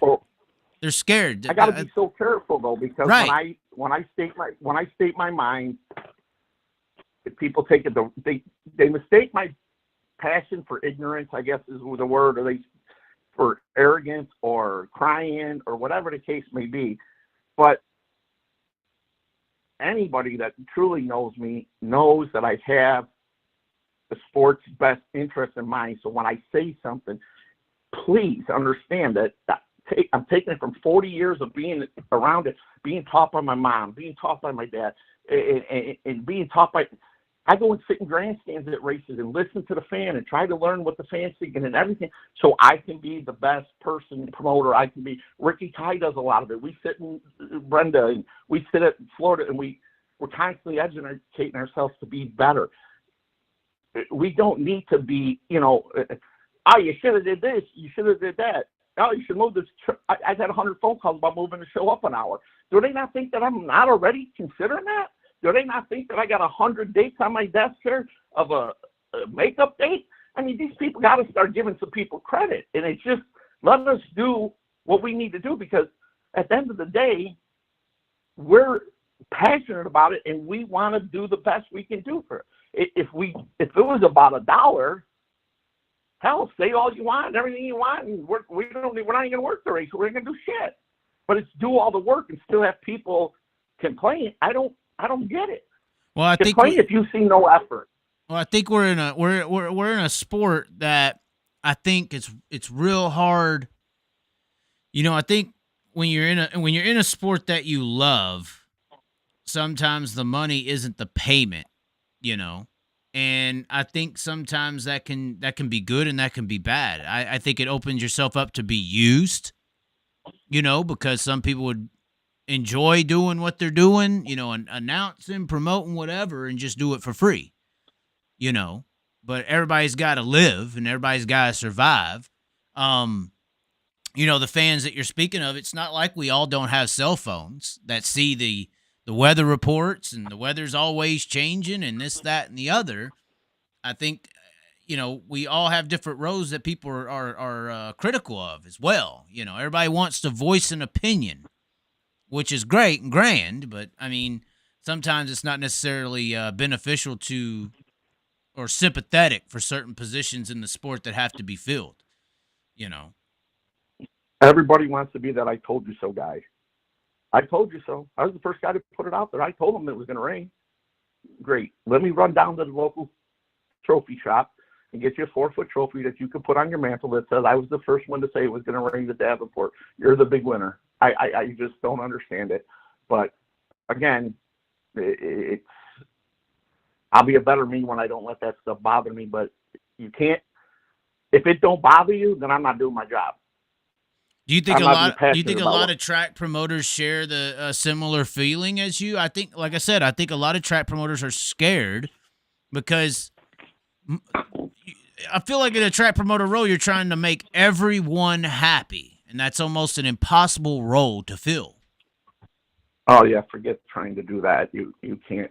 I mean, I'll be honest with you. There's a lot of race. Brad Stevens and I can't even think of his other half's name right now, but Brad Stevens has commented at 34 Raceway a couple of times on Davenport's post, like, why would you even go there? What is the point you're trying to make? It's foolish to even have a comment like that. So when we sit in promoters meetings, it's one of the things that comes up at the promoters meeting. How do we address the negativity on Facebook? How do we not let that eat at us to the point that it takes us off of our job and our goal? And because at the end of the day, we have a goal to put on the best show we can put on, and we can't let negative people have a voice and take us off of that. But it just seems so hard to flip that script all the time. Well, I mean, you got a commenter in here. He already says he loves this guy. The world of track promoter has to be hell sometimes. Say what now? You already have a fan on here. He says the world of a track promoter has to be hell sometimes. And even though you may have very vocal opinions, I think that they're just it's a hard world to be a promoter in today's society. Absolutely, yeah, absolutely. I mean, absolutely. Nothing's easy in any society. It's harder every day in every facet of it. I get it. That's why I don't understand why certain people make our jobs harder. That's all. Just whatever. I appreciate the support, and I mean, I hope nobody ever and they do. People mistake my. I've had sanctioning bodies and people say, well, you're a lot to deal with. How am I allowed to deal with? Because I have an opinion, I have a voice, and I don't just roll over in the corner and say that's not going to be good for not going to be good for our sport, but just go ahead and do it. I mean, it sucks, but at the end of the day, I'm getting further and further out of our sport because I don't have a voice no more. My voice really doesn't. The old voice doesn't matter. Because today, money talks. There's no loyalty. There's no this, and it just everybody. That's all. It just is what it is.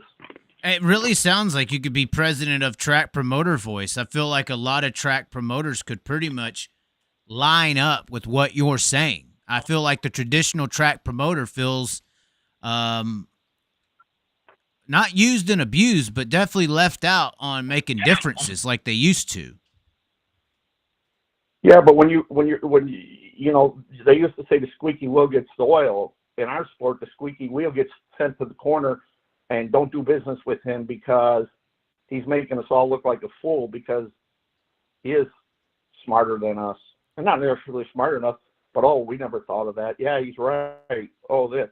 So it's easier to say, put him over in the corner. Don't give him any more races. Don't do this. Don't do that. It's one of the reasons I had to go out after we've been with Lucas Oil since the inception. Been told by Richie Lewis and Swally and everything, that we'd be a lifetime portion of Lucas Oil in some way, shape, or form, because we've been there since day one with them and everything else. Well, as of now, we haven't had Lucas Oil races in 3 or 4 or 5 years, and at the end of the day, it was they needed to do what was good for them, and I'm just too hard to deal with. I have too much of a voice. It's easier to just tell me no and blah, blah, blah. And again, now I can't even get a text message back from these guys. Does it hurt? Yeah. Because, again, I'm not trying to. Here, let's talk about what you do. I think people mistake you, and it's one of the reasons that I stopped you to talk to you. We can't just keep blowing smoke up here. My brother's got the greatest saying. He's never brought his girlfriend flowers. She don't expect flowers. You can't bring flowers opening day and then never bring flowers again. Let's not blow smoke up each other's ass all the time and then stop blowing smoke up your ass. I get you tell people the way that you don't drum up some concocted story that you've seen Billy Bob Joe down at the country store with Susie Q something or another. You're stating proven facts, whether it's with video, and I should say proven facts, your opinion, because people need to hear both sides of the story, and then let them make the choice.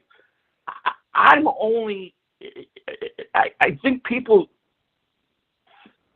I wouldn't do anything to harm this sport, and it drives me nuts to think I got pushed where I got pushed, and all the things that I did lose for letting guys race when I wasn't supposed to let this guy race. It was decisions I made that I thought was best for the fan, first and foremost, the racer next, and then myself. And I'm pushed out of the sport for being that passionate about it. And I shouldn't say I'm pushed out.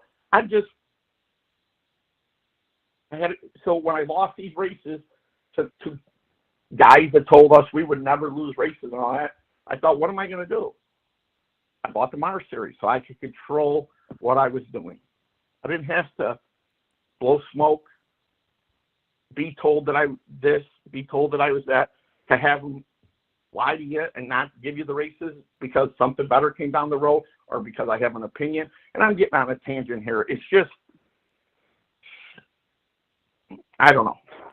Well, I think the reason I'm successful, and I think the reason someone like you could be successful in what you're doing right here, is when you're in any kind of public address or speaking role, the one thing you have to keep in mind is that you're never going to please everybody. The most righteous, they put Jesus Christ on the cross, no matter what politician you could think of that had the greatest ideas in the world and was saying all the truth and the righteousness that you could believe. Half the people, voted yes and half the people voted no. So you have to accept that not everybody's going to like what you think or what you say. And then you have to be able to say what people think but are afraid to say, because a lot of people want to probably, I pretty much, heard what you're saying from track promoters behind closed doors, but they don't dare want to say it because they're scared. They're scared of the repercussion, Well, and that's where I've gotten, like I said, and I probably shoot myself in the foot here, and I'm going to have to deal with issues with some stuff I said probably, but at the end of the day, I guess I don't know. When you say what everybody wants to hear, you may be liked, but you're not respected. When you say your opinion and what you think, that should garnish respect, Instead of saying it behind people's back, you said it on camera, you said it to their face or on a phone call. That's where I see the difference. It's being liked versus being respected. They're not the same. At the end of the day, keeping my mouth shut makes me money. Voicing my opinion and having passion about it and trying to, it hurts me and it hurts money. And so it sucks that we have to live in it's so hard for me because I want to have a voice. Because again, my voice it's not to benefit me. Do I benefit if racing's strong? Yeah. let me tell you, I have a high school education, and that's it. I couldn't tell you what 6 times 4 is. I'm not trying to be. I was racing. I didn't think I needed to know that. I couldn't get out of school fast enough to get to the shop. I couldn't. If I don't have racing, and racing isn't successful, and I ain't part of that success, what the hell am I going to do? I'm only 52. I'm not ready to retire yet, as much as everybody thinks that I'm ready to retire. So my passion is to keep myself in the game and to keep the sport from going to a place that you can't control. And it's just getting to the point where we can't control it.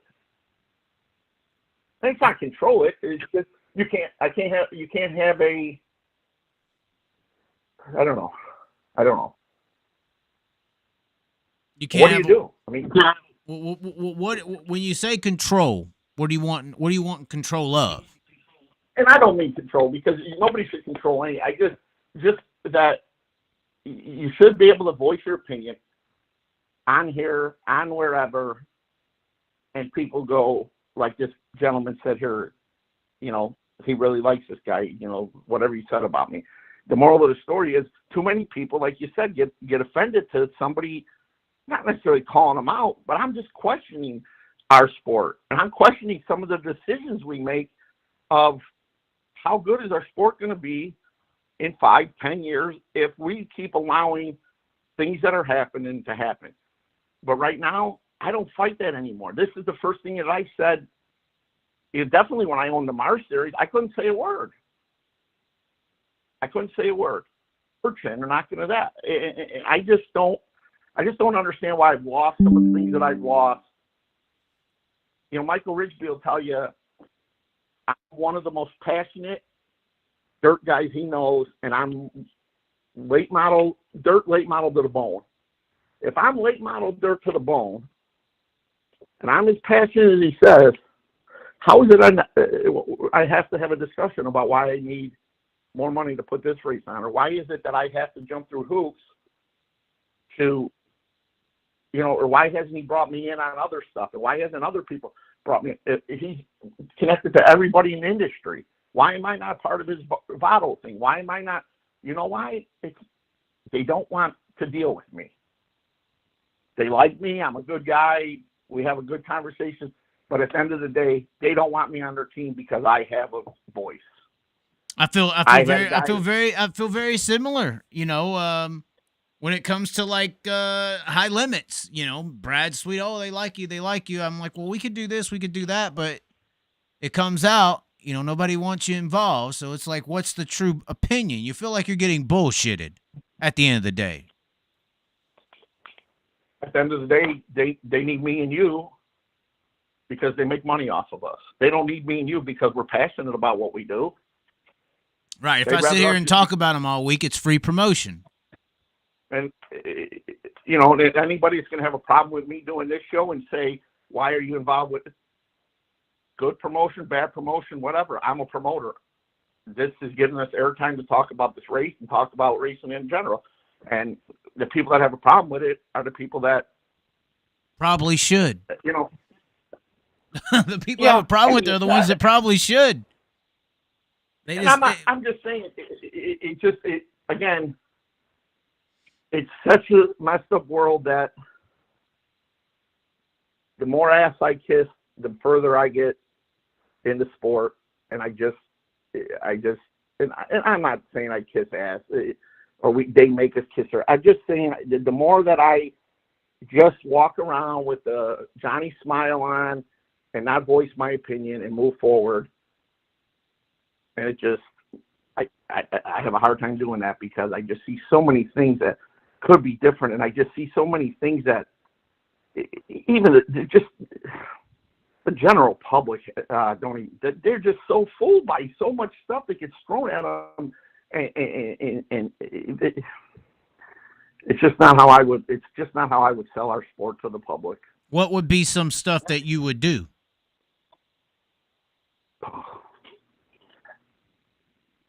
God. A damn list, it sounds like.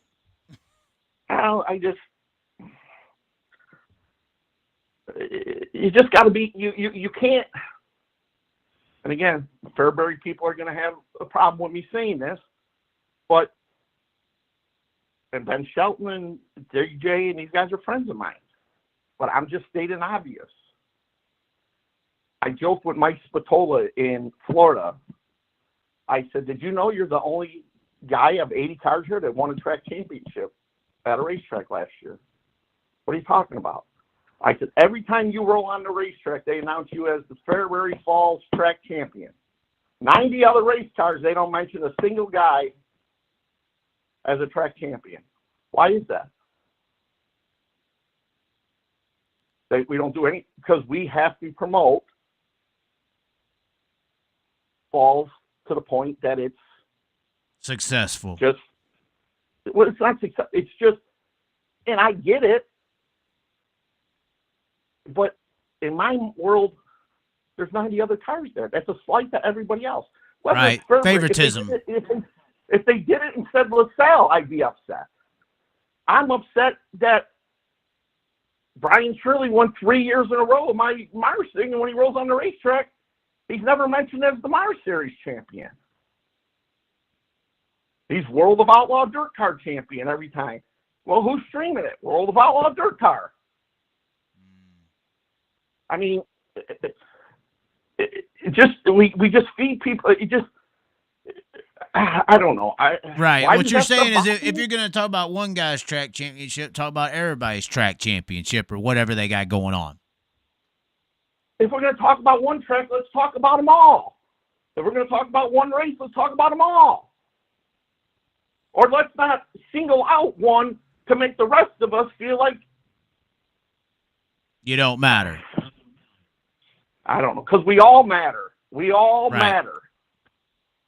We all matter. The guy that's got 300 people in his grandstand, and again, is this just me being a crybaby? Chalk it up to me being a crybaby. I can tell you, and again, I can tell you, and you'd have to ask Michael Rigsby for sure, and Matt Curl and these guys. And this rounds us back to Illinois racing. It wasn't that long ago that there was rumors Fairbury was closing the door. This was long before Matt Curl and Michael Rigsby. They were struggling like every other Illinois track. What revived and what made it what it is today is that every conversation of everybody affiliated with it. And I think Michael gets offended when we say, and he'll say, yeah, it's my home track. Of course I was going to promote it. But everybody connected to you was doing as much as you. And everybody, so at the end of the day, if you hear, hey, that movie's really good, that's really good, that's really good, eventually you get off your ass and you go and see it. So when everybody was saying that, to the point that you couldn't have a conversation without it being, it's what put it back on the map. Everybody in the Fairbury group, everything, and they did a great job of it. I'm not taking anything away from it. We didn't have a circle like that, and a lot of people don't have a circle to promote one individual place like that. But it was not. It was mentioned. It's still mentioned 24/7, and I get it. Eldora is mentioned 24/7. It goes back to what I'm saying.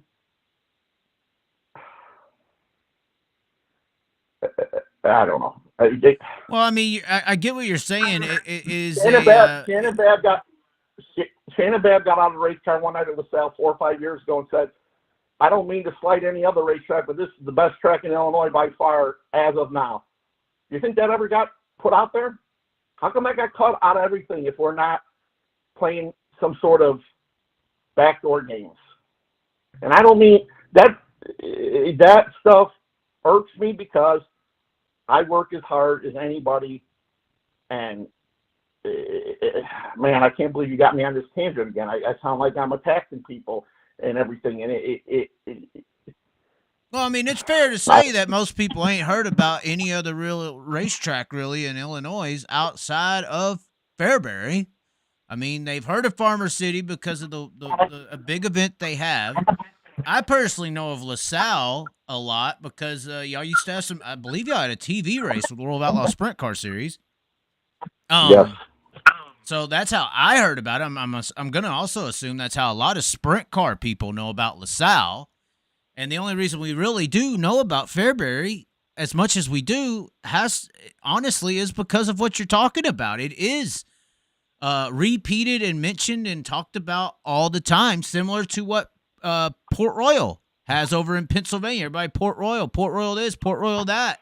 And now Port Royal is the big track in Pennsylvania just because of the media entities that pushed it. And let's give them credit. If you're going to push it and you're going to have all that show up, you better put a performance on, which they do. Again, credit to Matt and his group. They do a hell of a job. And Matt was really good to me when my Mars races were some of the best races over there. I just use them as an example. I'm not saying that it's wrong or it's just we need everybody shouting about late model dirt races. Right. Shouting about late model dirt racing as loud as we do for this or for that or what. It was just an example. And, you know, it's just, there's not enough. There's just, I don't know. Yeah, it's hard. It's hard to promote everybody. And I think what you're saying is when there's a personal investment with a certain facility, and there's not with other places that one a personal investment facility gets all the recognition and attention and clout. When Eldora, when everybody talks about Eldora, there's reasons to talk about Eldora. It's got World 100. It's got the Dream. It's got all these big. It has multiple marquee events, and is owned by Tony Stewart, which is a relevant name in the sport. To really mention Fairbury just as much or more than Eldora, I don't know if you can logistically say that based on schedule, if that makes sense, in comparison to Eldora. There's no comparison there. Well, I just don't. And I hear there's a lot of great racetracks in Illinois. It's not Illinois, it's Illinois, I think, right? Correct? Illinois. I'm from Texas, we said Illinois. But Flo did put on that Illinois Speed Week, correct? Yeah. And I don't know. Was you considered for that or a date in that or? Yeah. Matter of fact, yeah. It was brought to my attention at first. LaSalle was going to be the opening day of the inaugural season, and we thought we had a buyer at the time, so we opted out of it, and didn't have one. However, I was able to sanction the two at Farmer City and Fairbury for the last 2 years. I guess, was last year the first year of it? I believe so, yes. I was able to sanction those races through the Mars Series, which now I lost those races this year too, and that was another reason for selling. And again, when I say one track having all the power, one place having all the power, or one person having all the power, or all the politics that come with it, or whatever the case may be, I actually lost 3 or 4 marquee events on my Mars schedule to Lucas Oil, Flo, because Flo wants, Flo, I know Flo's a part of them. So I lost the Farmer City Fairbury races, and I lost another Fairbury race at the end of the year to World of Outlaws. So I lost 3 of I got 20 races a year. I had 20 races a year on my Mars schedule. I lost 3 of the best 20 races. Of course I'm going to sell. When somebody approaches you and says, are you interested in selling? Well, yeah, what am I hanging on to? I just lost. And again, it goes back to, I don't want to have to compete against streaming money, streaming whatever. Why would for some reason, the deal that they made with Lucas Oil Man, I just keep, whatever the case may be, I got pushed out again, and those races were no longer part of Mars, part of me, part of whatever. So do I have a bad? I just, again, don't understand. But it's business, and it's better for streaming. It sounds like you're a victim. It sounds like you're a victim of the politics that I say that ruin a lot of things in racing. The buddy system, the cliques. Instead of what's right or wrong, it's what the buddies want. Tell this Kevin Bruckman or whatever on your thing there that rumor that there is no grandfather rights for LaSalle Speedway. Anybody can buy it and have it as a racetrack. And a matter of fact, we're pushing for somebody to buy this racetrack. The mayor's 100% behind making LaSalle Speedway a racetrack. To answer that, I've been hearing that question a lot, and I just thought I'd address it there. But let's go back to what. So I lost those races. So what am I going to lose, and what am I going to keep losing? And you know, the funny part is it all goes in such a vicious circle. This is again is maybe me having a bad taste in my mouth, whatever. When I had 2 Lucas Oil races, nobody else had Lucas Oil races around here. Kind of the same deal. We'll take them, we'll do them. Don't give them to the next door neighbor. Well, then that started closing in. Well, at one time we had 2 races here, and I was going up to Wisconsin and doing one and doing another one at LaSalle, and it just wasn't making it. At that time, Fairbury was on the rise with all the conversation and all the good that they were doing, like I said, with, you know, just with everybody talking about it. And I know that they had shown interest in the Lucas race through Lucas and conversations. And so I picked up the phone and called Matt, and I said, why don't we do a 2-day LaSalle, Fairbury, back to back? I said, are you trying to get a race? And me trying to get a race, then let's do this deal together. I got 2 races. We can even do Fairbury on Saturday and LaSalle on Friday, even though we were both Saturday night tracks. I says, and he was all for it. We had it all ready to go. We were talking logistics. We had dates. We had everything. And that was the start of the World Racing Group coming in, and Tom Derry saying, absolutely not. Fairbury doesn't have a Lucas Oil race.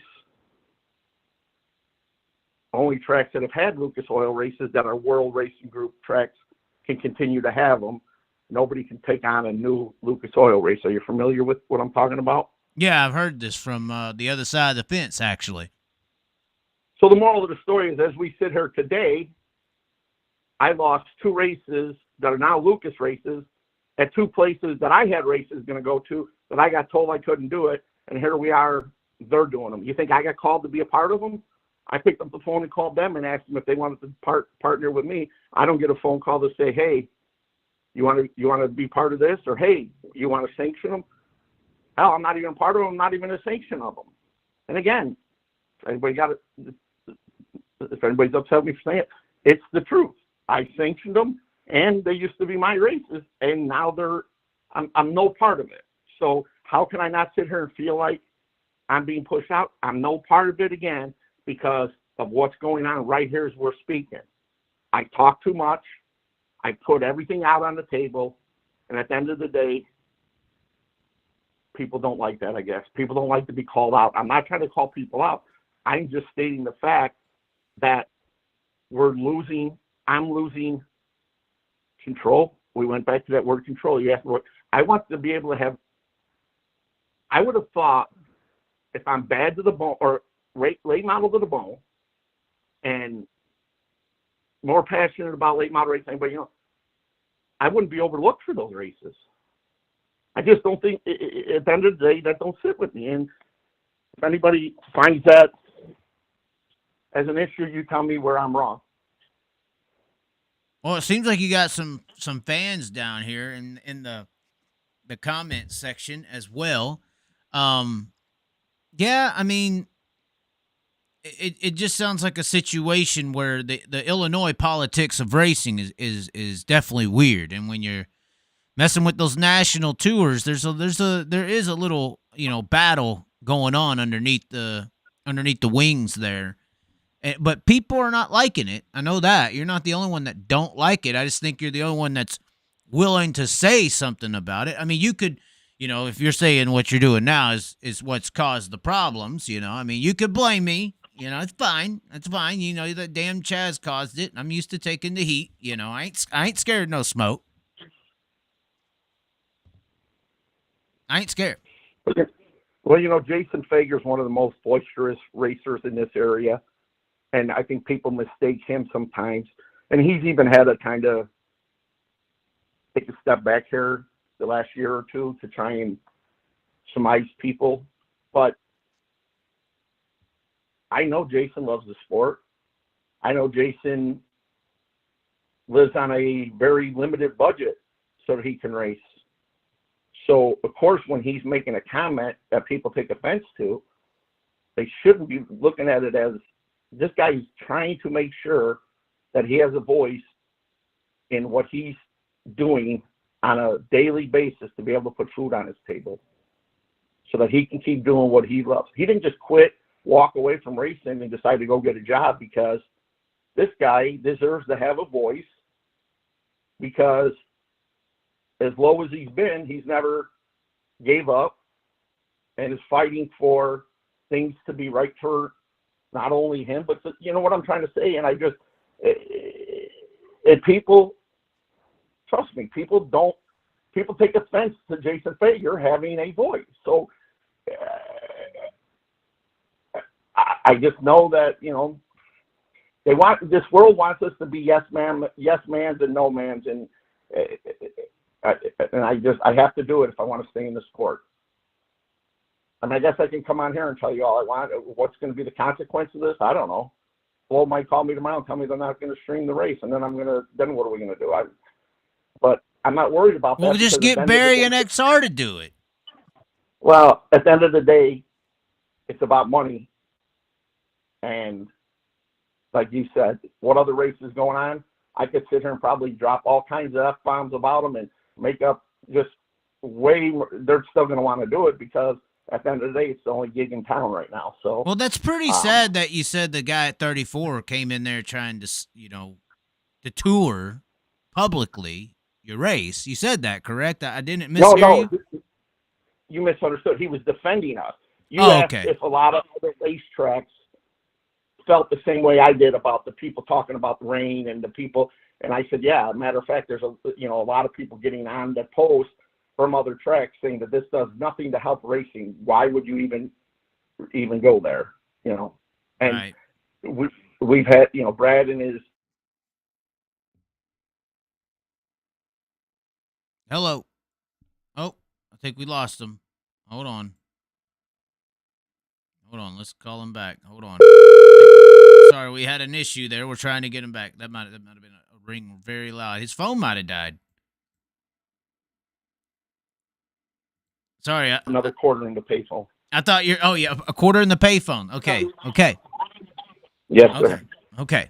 All right. But no, him and Jesse were ones that were big advocates of speaking at the promoters meetings on how they address the negativity on Facebook and stuff. And I appreciate him doing that. But now, when you come on here and do this show, you're going to be able to go ahead. What was you going to say? Go ahead. I was joking. I would say this show ain't live, right? You're going to be able to edit all this. Oh no, there's no editing, which is good. Sometimes people need to hear the truth. They need to hear the truth. But I was going to say, I don't think anybody's going to be really shocked by what I said, especially the ones that know me, because that's why I'm where I am, because I have too much to say. But go ahead. I was going to say, this is a promotional group that you're doing this show with, or is it you alone? Like, will anything that you said here have to be, can somebody else in this group be like, hey, why'd you say this, that, blah, blah, blah, or whatever? Well, I mean, again, if I haven't made clear why I say what I say, then they're not listening. The people that are going to secondhand tell it to somebody, it's probably going to get all blown out of proportion. But if anybody's listening that got offended, they're not hearing the passion in my voice, and it's just, you know, I get that all the time. I put a lot. Me, my mom, my family, and not only us, but a lot of people, a lot of racers have put. A lot of people put blood, sweat, and tears into something. And, you know, I had people tell me, what makes you think you or your family's entitled to any more just because you put blood, sweat, and tears into it? I want to just quit that day. So what are we doing for if we're not putting blood, sweat, and tears into what we're doing?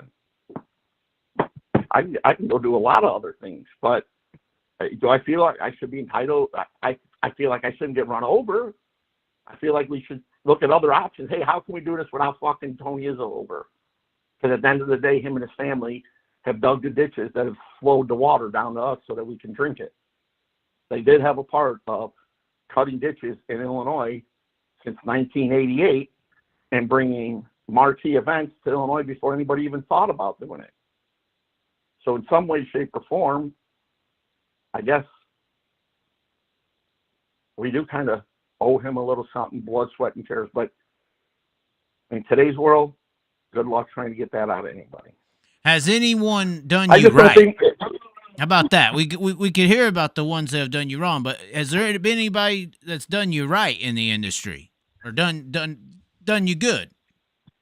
Or is it yin for yang, where there's been people that have done you good in certain times and done you bad in others, and it's just a part of the situation in the racing world in general? That's a tough. I mean, it's my own fault. Back in 1990s, when I won the UMP championship in GRT race cars, and Joe Garrison and me became a good friend. Joe did me right. I stuck with Joe, but I lost a lot of money in a lot of races sticking with Joe because Joe was falling off the top notch, or his cars weren't competing anymore. And I just felt like this guy helped me win the national championship. I'm going to rise with him, and I'm going to go down with him, and we're going to come back up. And when it was all done and said, there was only a few of us that went all the way to the bottom with him and never really came back up. But everybody else was just so quick to, jump the bandwagon. I mean, look at the people in Longhorns today that just, and I get it. I just am not one to do. I guess loyalty is, like I said, cost me more. I guess at the time I should have just switched when everybody else switched. Maybe I'd have won another national championship. Maybe I would have did it. I wouldn't have wasted 3 years trying to help Joe figure out the car. But at the end of the day, that's the person I am. And there's a lot of people that have done me right. I've had Michael Rigsby tell me he don't think anybody's had to deal with as much as they've had to deal with in dirt racing as I have. Whether it was the fallout from letting Josh Richards race, which we're not going to get into too much of that tonight. It's already, to me, doing my job that night as a promoter. I was not a sanctioning body. I don't think it was my decision. It was not my responsibility on who can race and who can't race. The sanctioning body let him draw. The sanctioning body took a check from him. The sanctioning body gave him a number. The sanctioning body wrote his number on the lineups. The sanctioning body let him roll on the racetrack, waved the green flag to him, waved the checkered flag to him. But I was the one penalized, and I lost. And what really hurt me about being penalized there was, you want to penalize me because I made that decision, so be it. But why did you take lifelong races away from my mom and my brother and the LaSalle fans and the LaSalle community and everything else? Because I did what I thought was right for the fan and for the racer. It wasn't trying to trump somebody, or I'm smarter than you, or I'm going to show you the way it is. I'm the promoter. I'm there to put a race on for the fan and the racer. I'm not there to play good cop, bad cop. You got a problem with this guy because of something that happened in Eldora 2 years ago or last year.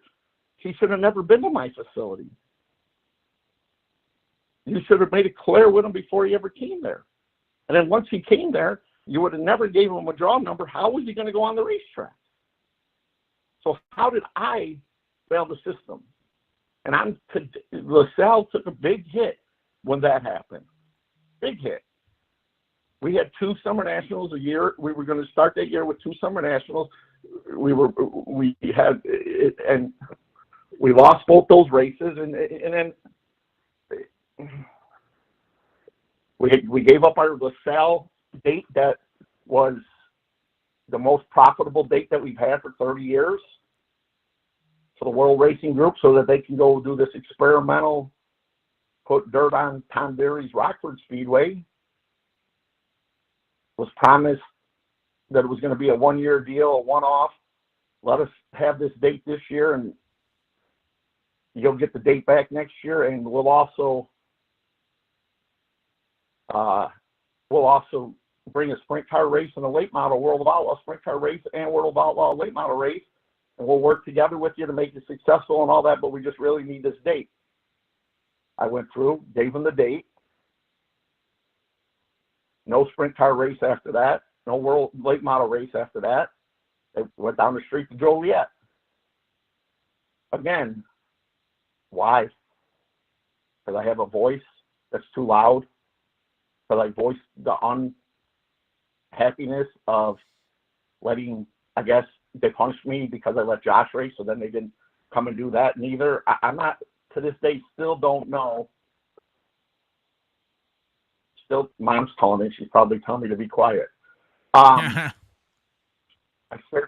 still just don't understand it. And again, I guess maybe that's why I feel like I got so much to say is the people just don't know some of the politics, some of the just, this guy's too loud, push him over here to the side, and let's deal with the guy that just thinks the world of us, and we're just, let's go with the yes man, because we can control him. We can't control Izzo. He's going to, if we do something stupid, he's going to let everybody know how stupid it was, I guess. Well, but I mean, prior to social media, that, you couldn't tell nobody that, so that works out perfectly fine. But in today's society, you have a voice, no matter if they want you to have one or not. Yeah, absolutely. I just, and again, maybe at the end of the day, I'm not a good guy. I mean, well, that's what those types of people would want you to believe, for sure.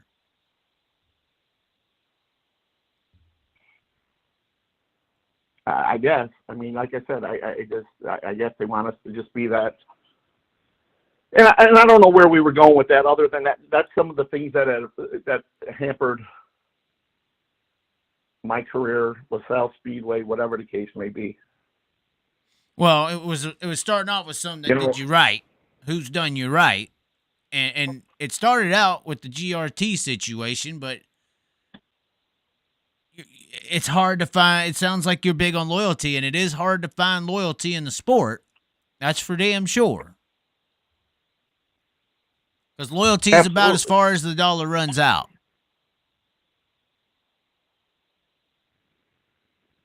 I mean, look at the way these guys. I mean, Denny Hamlin or somebody said this week, or it might have been Larson or somebody said, Kyle Busch said it, I'm sorry, there's absolutely zero respect in the garage. Look at the way these guys run over each other in late model racing too.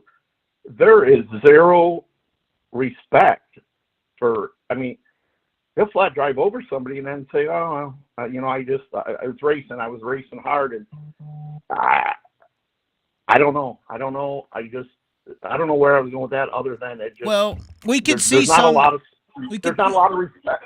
There's not a lot of respect in anything anymore. Is what I'm saying.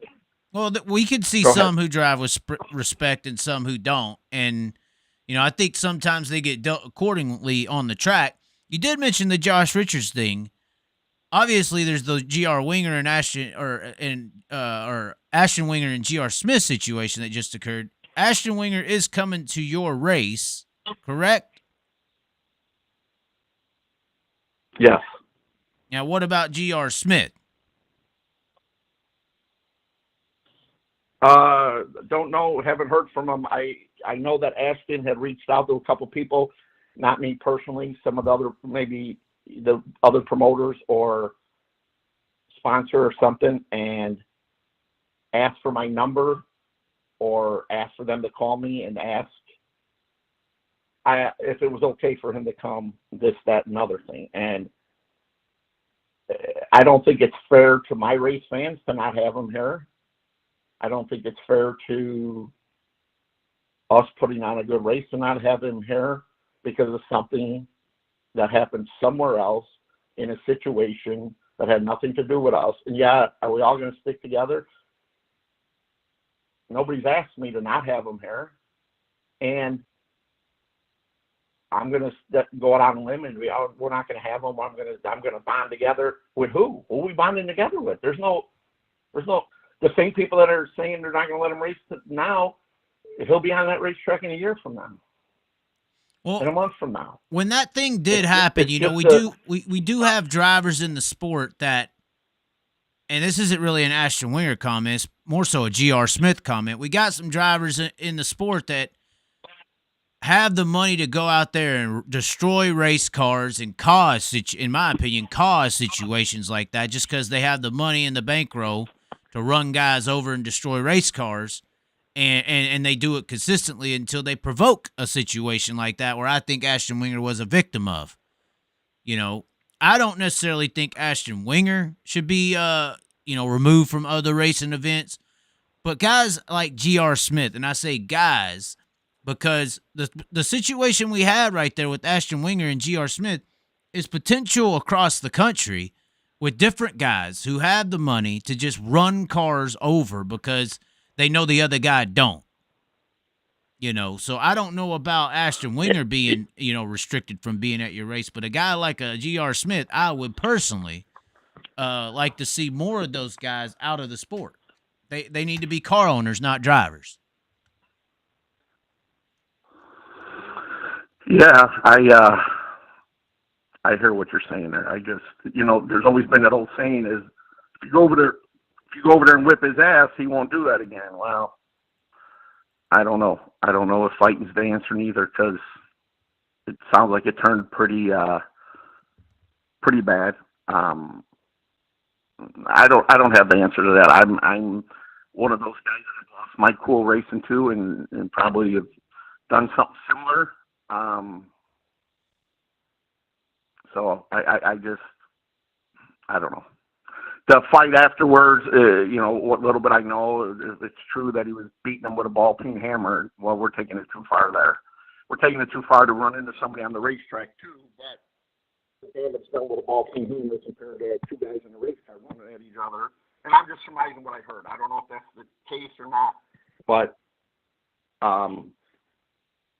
at the end of the day, it's a black eye for our sport. There's no doubt. Right. I just think that there's a lot of guys who are out there taking it as a hobby and have the money to run over cars and destroy. I don't think that, if G.R. Smith is on a budget, he's, destroying his race car just because he's mad at a guy. I think some people with money take it a little bit too far. No, I agree. I agree. I always say the guy that has to work on his race car the most, or the guy that works on his own race car, figures out how to step on the brake pedal every once in a while so he doesn't have to fix his car. Right. Correct. Well, or if he's paying for it himself. But right. Okay. Well, go ahead. I was just going to say, we've kept you over almost 2.5 hours. I told you this would happen. And I got a lot more to say. It's just, do I even want to? We don't have to do it tonight, but it's just, and again, I sound like a broken drum.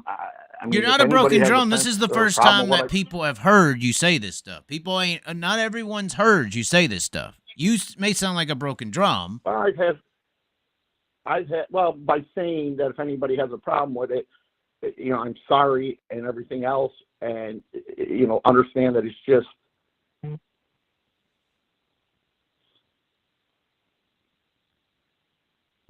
me being passionate. Sorry, I got a text message.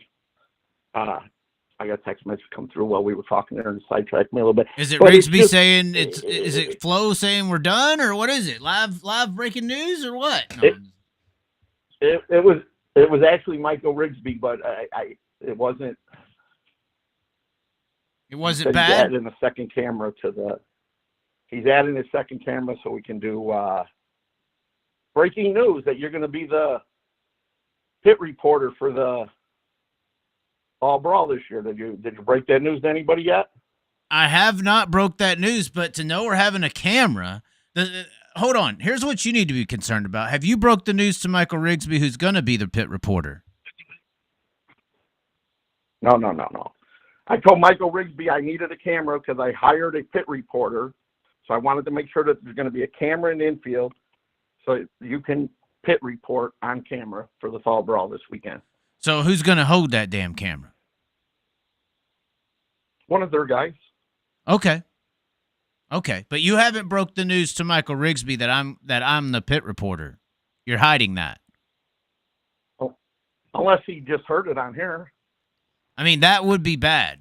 Just saying. I mean, I don't know. He may not approve. He may shut the broadcast down once he sees my face.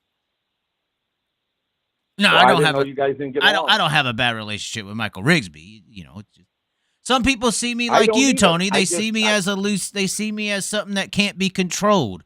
These people in these positions, they don't like things they can't control. They like people that they can give some money to, and they do what they're told, and they don't bark back. They like strippers. They don't like independence.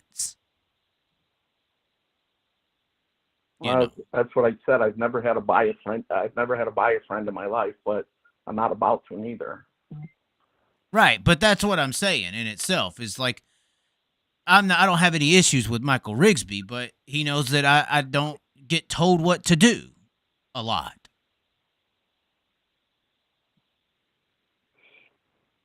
I just got asked to be on the swap talk this week too now. Oh my. Oh no. Dang. You're a celebrity. See, you tell the truth and God rewards you.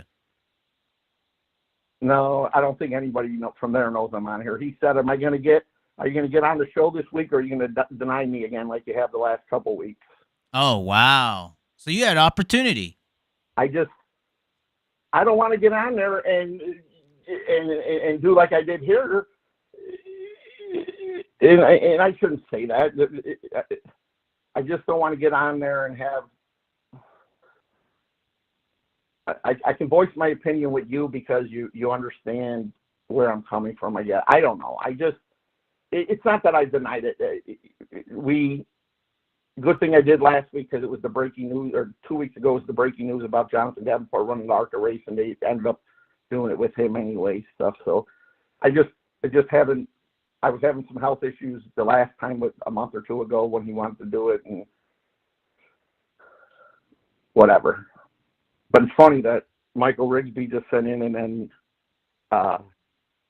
Derek Kessinger. But I don't know where are we at. I guess we're born. I think what you're saying is that you could say that on this show, but I feel like if you said that on that show, you would be in a situation where you'd be in a confrontation. Are you reading these comments? Do you see this Kevin Brugman? Can we hear the story about the back door came open on the trailer going down the highway? What's that about? First off, I want to know how he knows that story. And maybe I know who this guy is. Y'all will confirm retirement. We were going to Granite City to race one time, and we were going down the road and naturally running late, and just people are pulling up next to you and waving. And, when you're in a race hauler, people are always like waving. We were close to the track, so I figured people are just waving.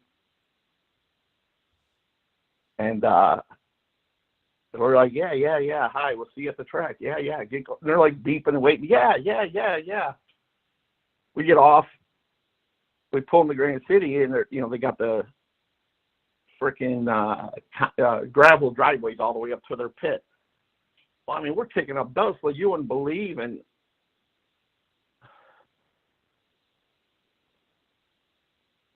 man, my phone is blowing up. We're kicking up dust, and we're hearing all kinds of ruckus and noise, and some guy pulls up and goes, stop. He goes, your door's down. What door? The back door. I said, the trailer door? Yeah. So I started thinking, how long has that been down? It was an extra 10 foot of trailer to the height of the door. And we're switching lanes and must have been cutting people off and everything, cutting short. I told my guys, I said, go back there and look in the trailer. And if the car ain't in there, just keep walking until you find the fucking thing. Because I can't even imagine how long ago the fucking car come out. But that's the story. The car was in there and we raced that night. And the car was in there and you raced. But the door was down, and luckily you had it strapped down good enough. And it must have been down for a while because we ground 3/4 of the sheet metal right off and down to the frame. So we drove quite a while with the door down. Wow. Well, I guess you got to get to those texts. So. No. But like I said, it was good talking to you. I appreciate you letting me spill a bit. I hope everybody comes and supports what we're trying to do this weekend. I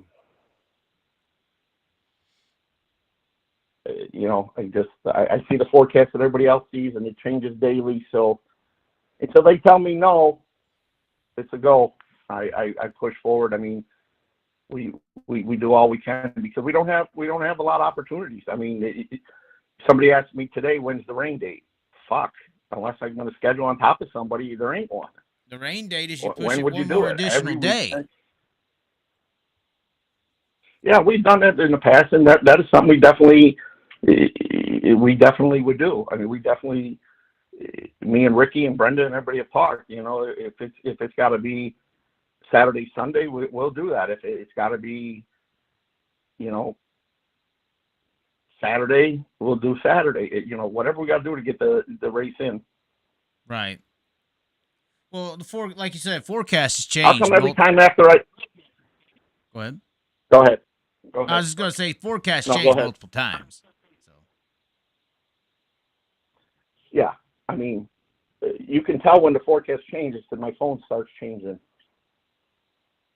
Yeah. Yesterday it wasn't real bad because it was showing forecast good, and then changes, and it's just so funny how fast it changes. But what the fuck, you asked for? Yeah, well, he keeps asking this guy's got an issue. For some reason he wants to know what a Lucas Oil sanctioning fee is. I just don't see that as a very important question. But I mean, I guess you could answer it.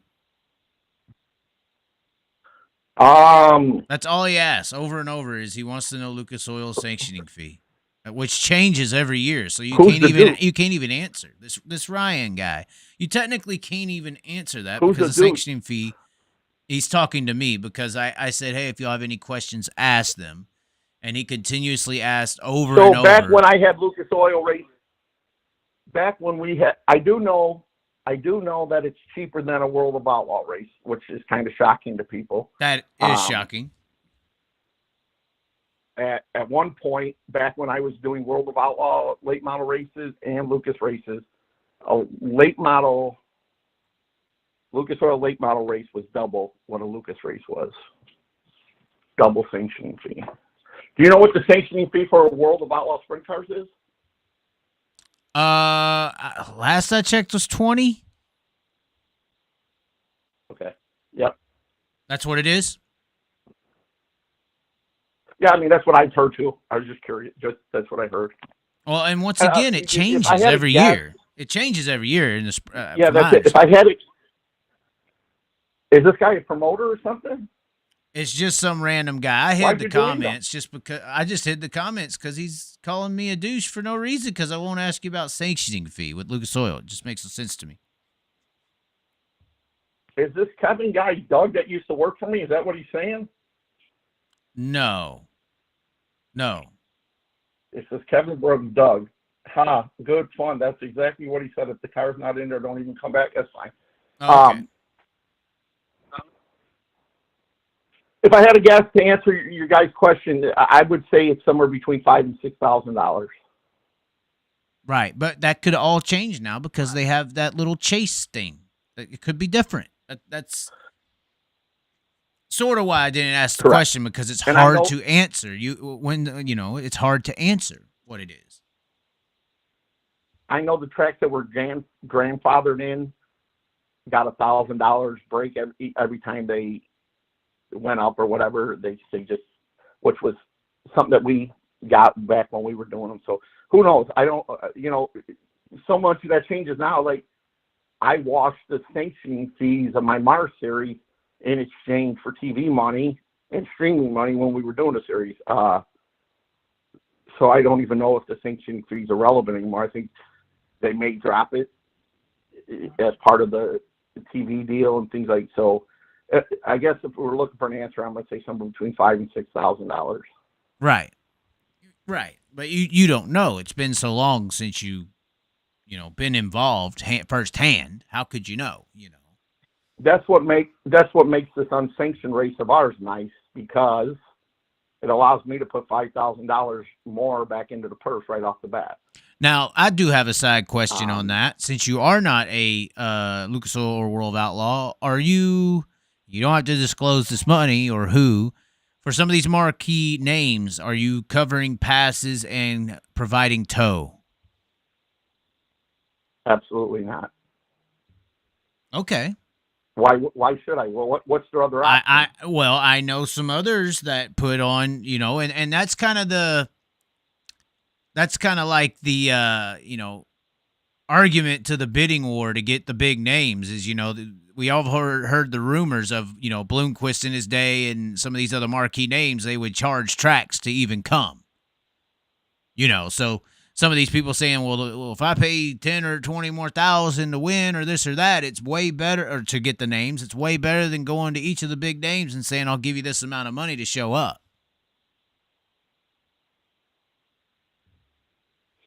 Yeah, have I been asked that stuff before in the past and stuff? Yes. My people will ask, what can you do for me? What can you do? I can make sure that the check I give you for 20 grand is good and you can cash it and make sure it's good money. I don't know.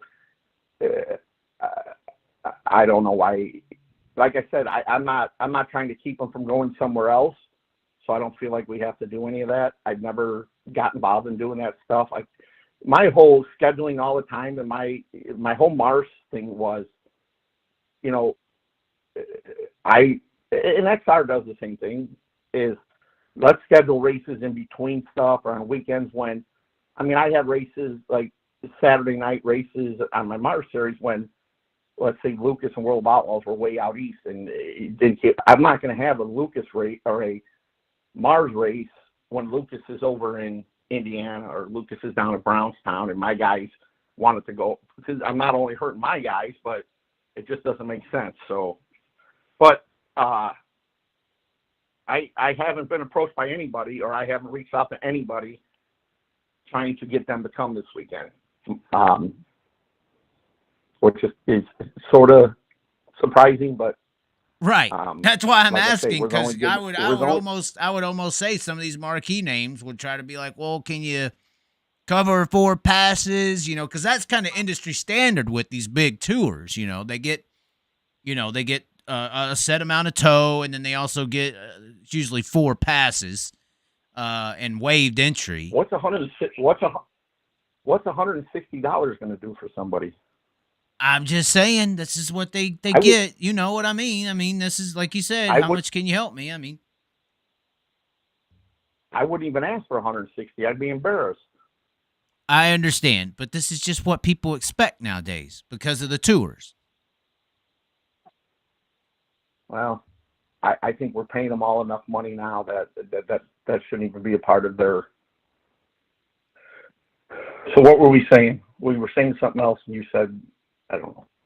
What about provisionals? Oh yeah, we were talking that I can put more money back into the purse. That's the same thing with entry fees. All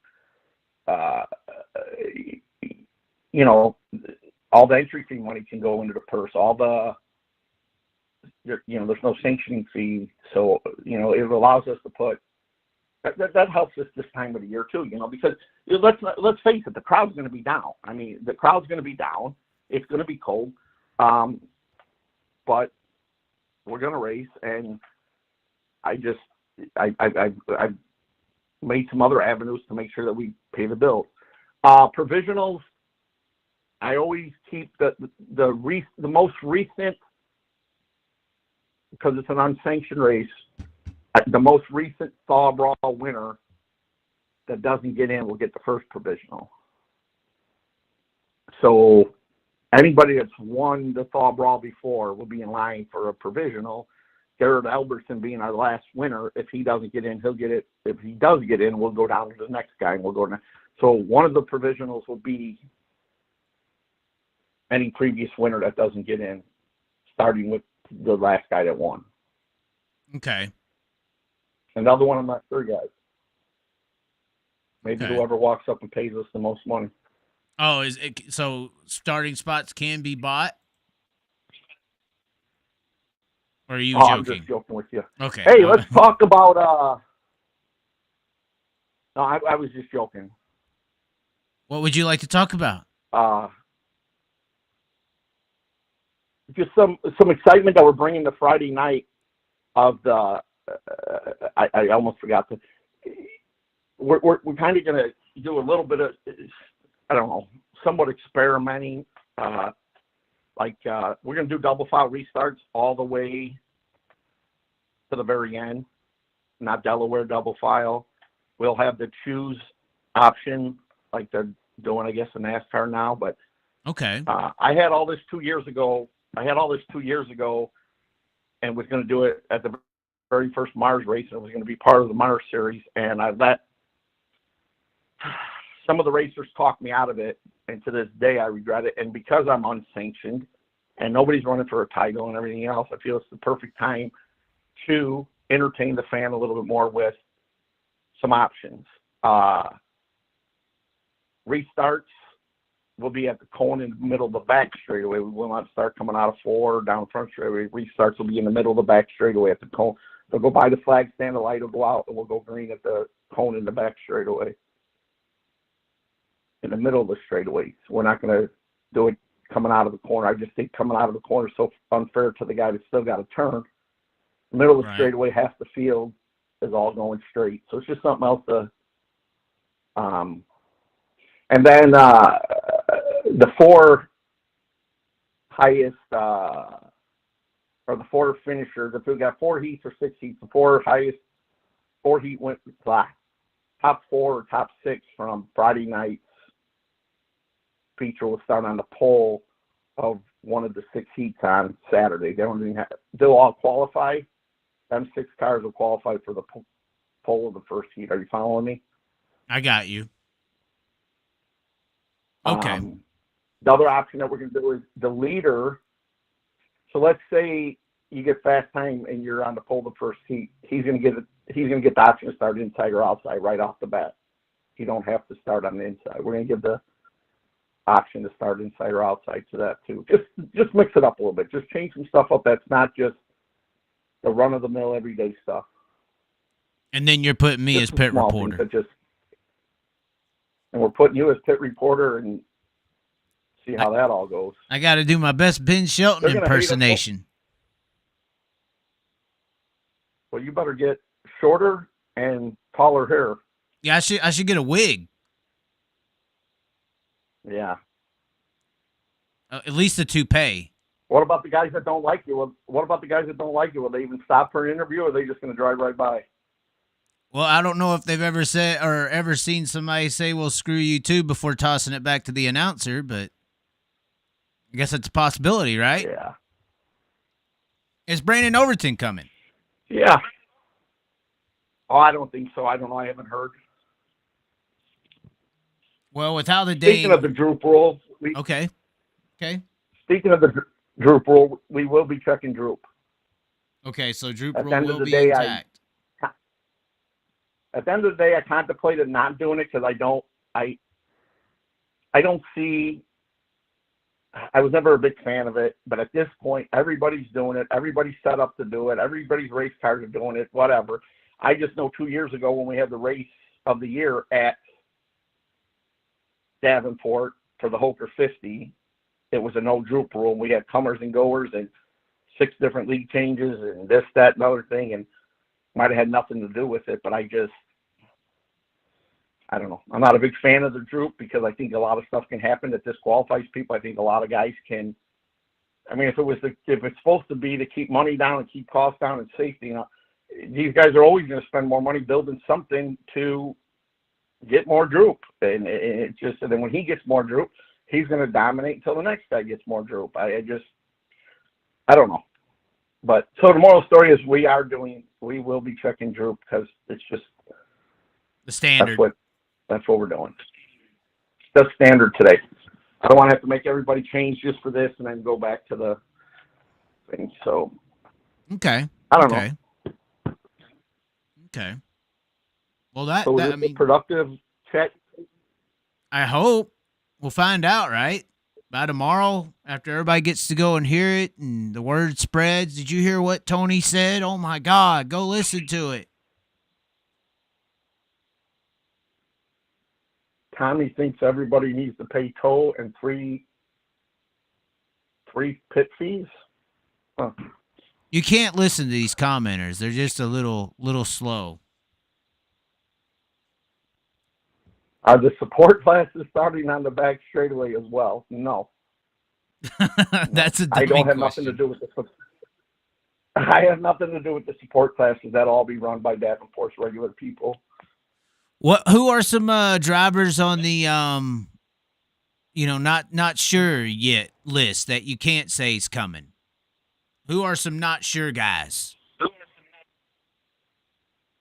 That it said they're not sure, or that I'm not sure is coming? That they're not sure. We'll see, guys. Who's some we'll see if we do it or not, guys. Well, I don't have any of those right now. I think now we had a few of them up to, well, we had a few of them, and the majority of them were,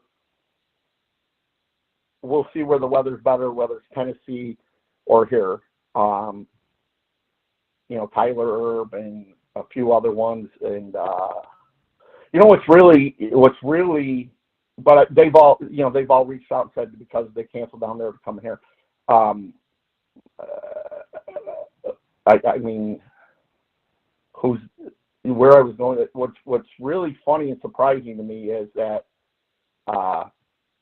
Hudson O'Neill has been to Davenport 3 times and he dominated all. I mean, he didn't dominate, but he won all 3 races.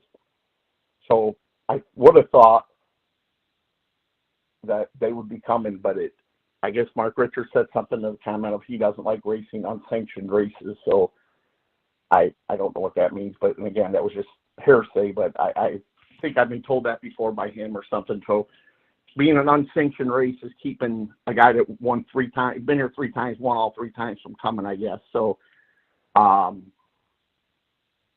then the other thing is Devin Moran. I'm surprised that I know he had XR on his schedule, but I would have thought he'd been one of the ones that would have pushed to come here. He loves Davenport so much. And I think at the end of the day, those guys like those are going to have to, they were probably going to wait on the weather anyways. But I think there's still guys that are waiting on the weather. Even, I don't know. There's local guys that aren't, am I putting you to sleep? I see you yawning. No. There's local guys. There's local guys that are, we don't want to have to come all the way there if it's going to rain. Well, no shit, none of us do. But there was somebody that you said, and I remember you said they were going to, I see Tanner English change from XR to. Yeah, English said he's coming. He won the Quad Cities 150 there at the end of the year. I want to take a minute here and thank my sponsors for the Thaw Brawl if I can. Jeff Holker, who everybody knows does so much. He's a big supporter of me and Davenport Speedway, and he brought Jay Hawthorne with C&J Trucking on as a partner to sponsor this deal. And I wouldn't be able to even do a race like this if it wasn't for the support of these 2 guys. And he's beating the street all the time too, trying to get these guys to come and everything. Not only does he help you financially, but he promotes the shit out of the races and wants the best for everybody. So I want to thank them 2 guys for helping me keep this thing going. Okay. tried to put their What else, logos on Chaz? your face. You know that, right? Cover up my face. Oh, Well, looks good. not cover it up, but at least give them some recognition. I mean, they're the reason you're doing this. Yeah, I'm kind of stumped on. You asked me if there was some guy, and I there was one or two that you said they were kind of, and I just was. It's always a crapshoot. It's always. Go ahead. I was gonna say, what about a Dennis Erb Jr. or anybody along? I'm sure he's gonna be there. Your Illinois boys are gonna be over there. I mean, who else? Got some Michigan guys that Chad Bauer, I think he won a preliminary night at the Dome this year. He's going to be here. Chad Finley said in the past he was coming. I don't know if he's still coming. I haven't heard from him, but Reed Sorson, Jesus. Sorson that drives for Jimmy Myers, he's coming. There's a couple guys from South Dakota coming. There's a lot of guys that I've never heard of that have reached out. I saw Gustin's coming. Yeah. I keep forgetting him, and he's one of the ones that has reminded me. I keep forgetting him, but yeah. Unzicker? Unzinger, absolutely. Unzicker, yep. Frankie and he won an ARCA race. Opie. I mean, people underestimate Ryan. Who did? Yeah. Yes, sir. Okay. All right, man. I appreciate your time. Yeah, it's 3 hours. We're closing in on Appreciate 3 hours. you. That's why I'm yawning. 11 o'clock. Yeah, I hear you.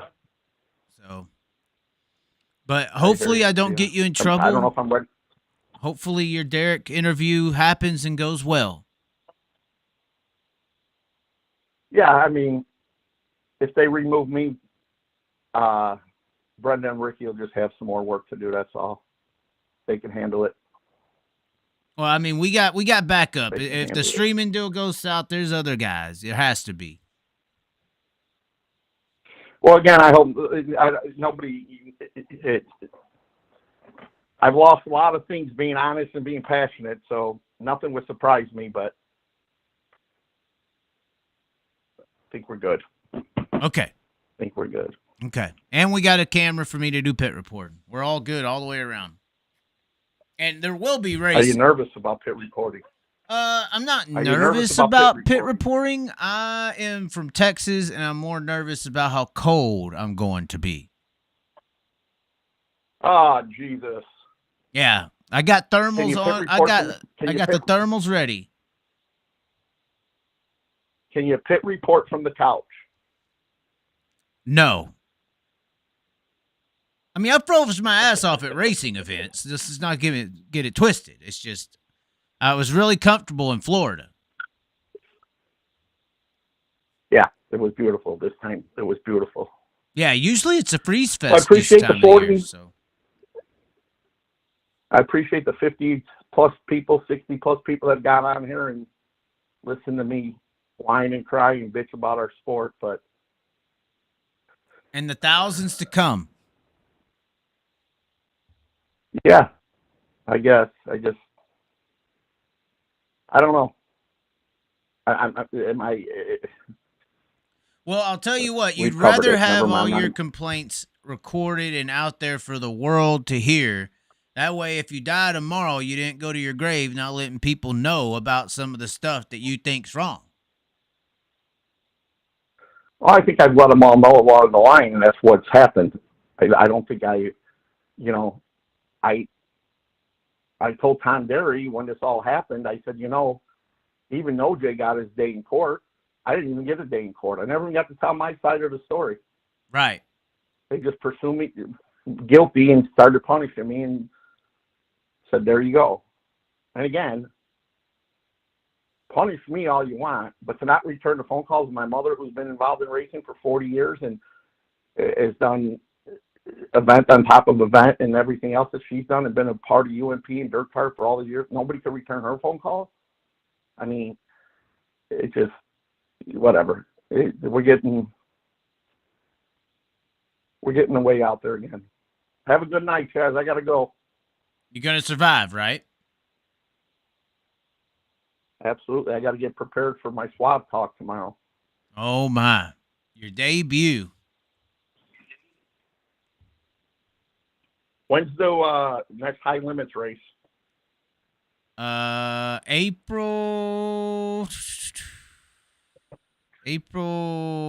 11th, I believe, or 12th, one of the two. I'm not sure. You said they rained out this weekend? Yeah, the California date rained out. Yeah, that was this weekend, yeah. There ain't going to be much racing period going on. I mean, it's bad. It's bad. Weather's not nice right now. I mean, it was great for Florida and Arizona, but it ain't been nice for everything else. Let me look at the last, give you my commentary on the up-to-date forecast that I go by.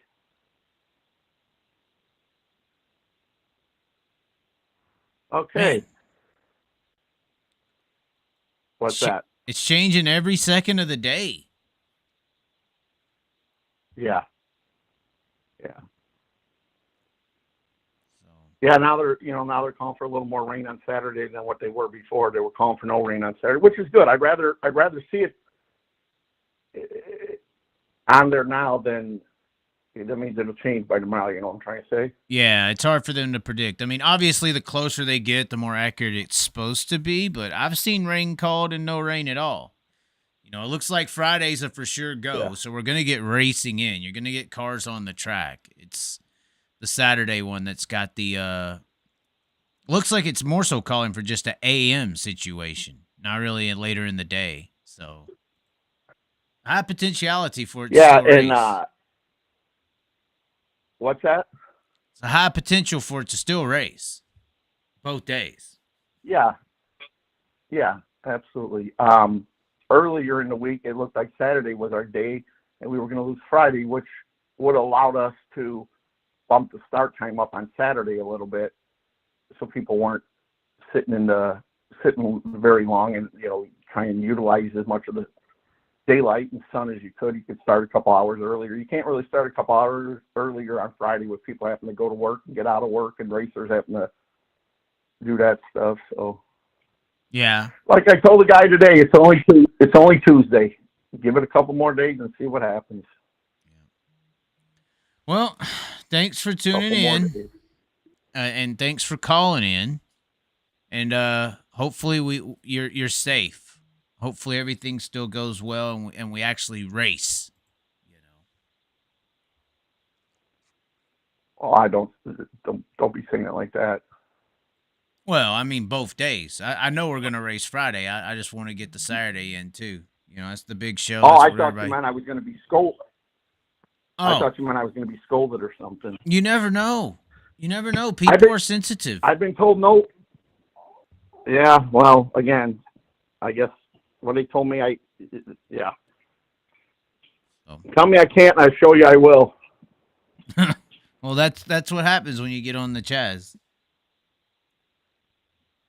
All right, man. Thanks for having a place for me to speak my mind and speak from my heart. I mean, again, I'm not. There's nothing to really gain by this. It's two guys telling a story. I mean, we ran into each other. We ran into each other by chance, like I said, at the fluke chance. Right. Chaz.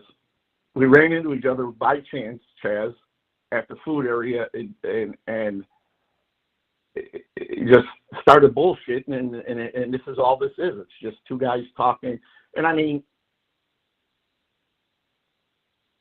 should it be spoken in public? I mean, I think everybody knows the frustrations that I've had, and that it all comes down to the whole story is how much more do I want to do it? How long do I want to be controlled by the power? It's just being taken away from us more and more and more. And it was just my way of saying that these are some of the things that are happening that takes a guy like me and question which direction are we going in. This is, that was all. It was just my way of. Well, and I'm sure a lot of people, a lot of promoters and working class guys who have been in the sport for a long time feel very similar.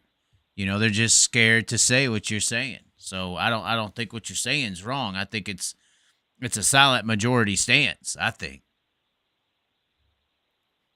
Yeah, I mean, there's got to be a reason that when I gather a crowd, they come to me and say, Izzo, did you hear we're not going to get no streaming money this year for the Summer Nationals, and we need you to speak up, and what do you think? We need you to. I said, you guys do this to me every time. You get me to be the guy that sits up and speaks up for y'all, and you sit on your hands. Right. And I mean, there's a whole nother story. There's a whole nother story, true story to that we'll talk about another time. But I suppose we had 4, 5, 6 promoters that were all going to team up, and I said, well, if we're not getting no streaming money for X whatever race it was, then you could keep my race. I don't want it. Who's with me? And they all stood there and sat on their hands when they all told me they were all going to back me. And that's the God's honest truth. So I just, like I said, I've learned that just keeping your mouth shut, I guess, is the easy way. I don't know. I mean, if I lose fans or support over some of this negative stuff because I wear my feelings on my shoulder and my sleeve, they weren't real fans and they weren't real supporters anyways, and I just right. You'd rather people like you for who you are than who you ain't. And if I told any story wrong, please feel free to come on the Chaz show and straighten me out. Yeah. Tom Derry or Rick Schwally or Richie Lewis or you could come to the infield and we'll do it live on Flow on the pit report on some downtime. And I'm not trying to be mean or not. I'm saying if that isn't how it went down and I have it wrong, then let's but it's spilled milk. It's just it just you sweep it under the rug and move forward. And it's just, I don't like being told I'm going to be part of Lucas Oil till the day of inception and I get moved out and I don't get a reason why. Right. I don't get a reason why. Yeah, I mean, I think I told you really when we met, we talked, I said, you sound like a guy who has been beat up and gang beat by the cliques and the politics that run the sport.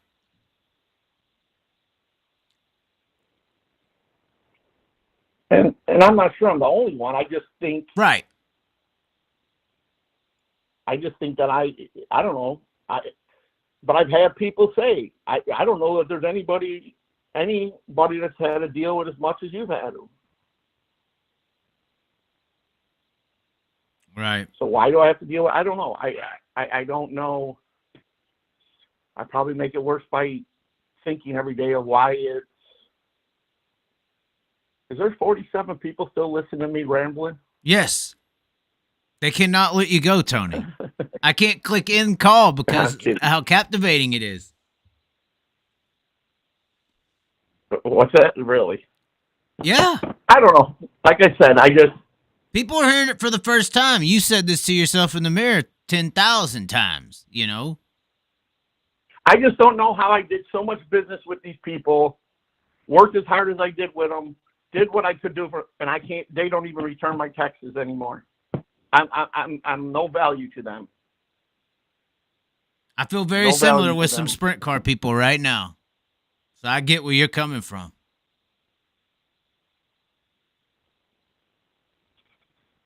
I guess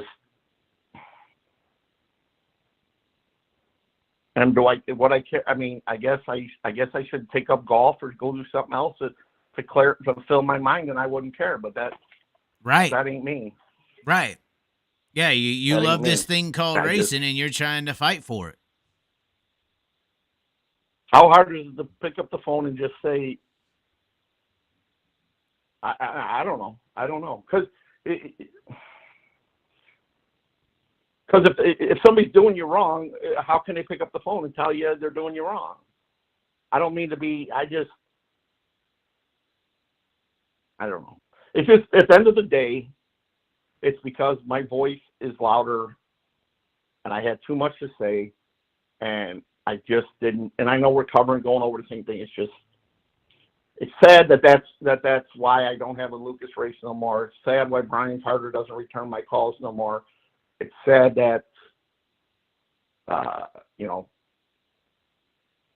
a lot of this stuff just, and granted, they're busy. We're all busy though. I mean, we're all busy.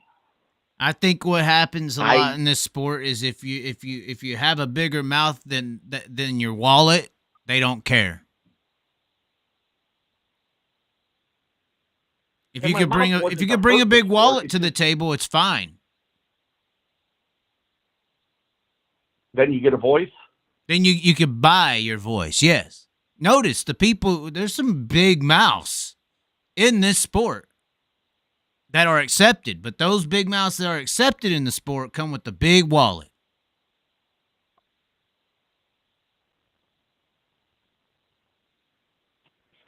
Well, like I said, they better hope they don't push me out because I'm going to be the first guy to write a book. They thought Jose Canseco wrote a book quick. I'm going to throw everybody under the bus. Oh, did you just say you got a loaded gun? No, I have a whole bunch more that I just think is done wrong. And, you know, when you say buy your voices and stuff, I could, there's names that come to my head. And if I wasn't in the sport and everything else or was not, I would probably drop 3 or 4 names right there. Mm-hmm. Yeah. You know, when I would have said, you mean like this guy or this guy? And you would have said, yeah.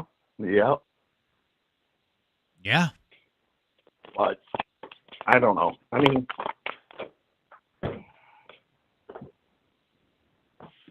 maybe nobody's listening. I know for years they haven't listened. I've never, me and Kevin Gundager and Tammy Gundager were really good friends at one time, and I really respected them and had a lot of, it seemed like we worked together on a lot of stuff, and more than anything, we were just friends. And she mistakes my passion for being whatever the case may be. You know, she's like, I think she doesn't like some of my opinions that and it's not directed towards them. You know, we'd be at a promoters meeting and I'd say, why should a guy that got caught cheating with tires at Eldora at the World 100 not be able to race my racetrack? Why do my fans at LaSalle have to suffer for something that happened somewhere else on your watch?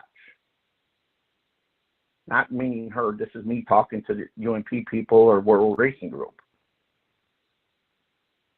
Give them a fine, let them pay the fine, but let them go back racing the next weekend so I don't suffer as a promoter that I don't have one of the top guys. I still got to pay the same $100,000 purse to you, and I don't have a marquee guy.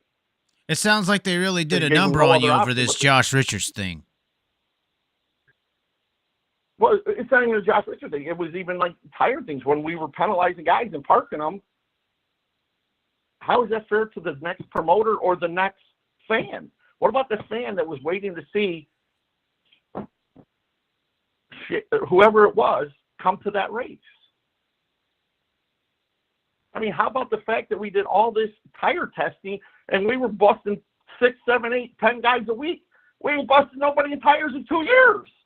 So when I said 2 years ago, why are you guys even barking up this tree? Because if you don't know who has touched that tire from the minute you got me on it, from the minute it was manufactured to the minute it went on that guy's race car, you ain't got a leg to stand on. Well, we know there was stuff in the tire. I said, I'm not arguing whether there was stuff in the tire. You don't know who put it there. Or they do. Well, we don't care who put it there. Or they do. We don't care who put it there. We don't care who put it there. I said, well, let me ask you this question. There's 100 tire dealers all over the country, 1,000 tire dealers. I said, matter of fact, I'm a tire dealer at my racetrack. Get racers all the time calling me, hey, I'll come to your Thaw Brawl. Hey, I'll come here. Can you give me 4 tires? Can you give me 8 tires? Sure. Let me What if I juice them tires because I want to throw some? I mean, I juice the tires, give them to them, and then I get to disqualify them too. It just you have to know where that tire. So my point was, until you're going to tire test these tires at the racetrack and know that it went from your hands to the race cars, you can't be doing this right now. You're not set up to in my mind to be doing that, and it's not really good for the. And then again, Tammy says, well, so you want to let these guys cheat? No, I don't want nobody to cheat, but I also don't want to be punished and my fans being punished because we're doing something that we really don't know what we're doing. How did you think nobody's cheating on tires anymore? No, they are. And they know that shop. They know they know a shop south of Indianapolis that does them regularly for a bunch of people. But now we're worried about the group. We're not really worried about that. Fair point. What about drug testing? We had this whole big drug testing. We were throwing people out because of drug testing. This guy, that guy. We ain't had drug testing in how long? Yeah, they don't want to bark up that tree for sure. Why? They probably suffered the same things that you suffered. You know, they don't want to lose their stars either. They got to keep those streaming numbers up. I mean, I'm not saying let people on drugs race, but why do we not do it no more? It's a good point. And why did you open that can of worms if you weren't going to continue to do it? Right, it's supposed to be random testing now. I don't know that they do anything. Supposed to be. But, Donnie Shots tells me he never seen a tire sample taken at a World of Outlaw sprint car race. But a sprint car is a go-kart. Who said that? You know, I mean, well, that's the notion. Not, let's just say Donnie Shots didn't say that. I hear from very prevalent drivers that they ain't seen a tire test taken in sprint car racing. But it's a giant fucking go-kart, and go-karts, that's all that game's all about. You know, you got a giant go-kart with no suspension on it, and you ain't regularly, taking tire samples. Why? But anyway, that's a whole nother subject. But I know what you're saying. You're saying let's have some consistency. Well, and I'm just saying there's just some things that I just voiced my opinion about and was taken wrong for. Like I said, I know Tammy said to me, so you want to just let people cheat. And I just don't want people to take stuff out of context. I'm saying until you can 100% guarantee me as a race fan and a promoter and everything, that this guy, you walked up as he was juicing the tires, then yeah. I mean, do you know if a guy comes in, listen to this, if a guy comes in with a flat tire and they grab a tire off of anybody's car, random trailer or anything, put it on the race car, and at the end of the race they get tire samples and it fails, it's on them. It's on them. Yeah, that's definitely not right.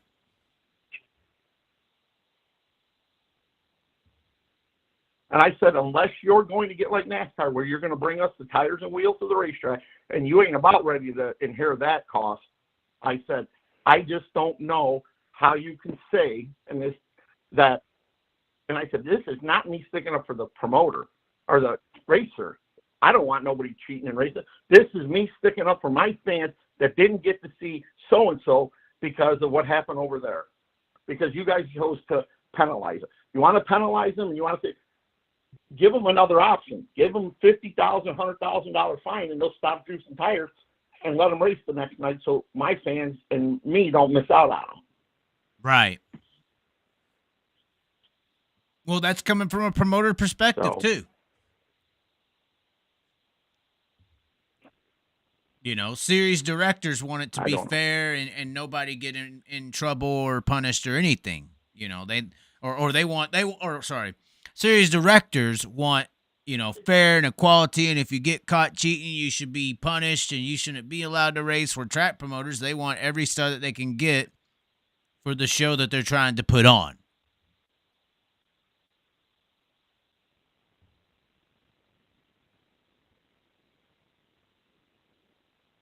Depends. It I'm reading depends. somebody's comment. You can't read comments. You can't do it. You can't do it. I like this guy here. He said, I keep saying I got to go and go to bed. He says, but I can't. I keep watching. Yeah, Tater Coon. That guy said he is a earlier Like comment from him. He said that he was a drag racing fan on Flow, and that's how he learned about dirt racing. So I guess I was Really? wrong. Streaming somehow, at least Flow, we can't say that for anyone but Flow, can somewhat bring us fans from other forms of sports. But Flow, from my understanding, is the only streaming company out there right now doing dirt regularly that has other stuff on it. Everybody else, the Dirt Visions and all that, they ain't got no drag racing or nothing. They just got dirt only. So Yeah,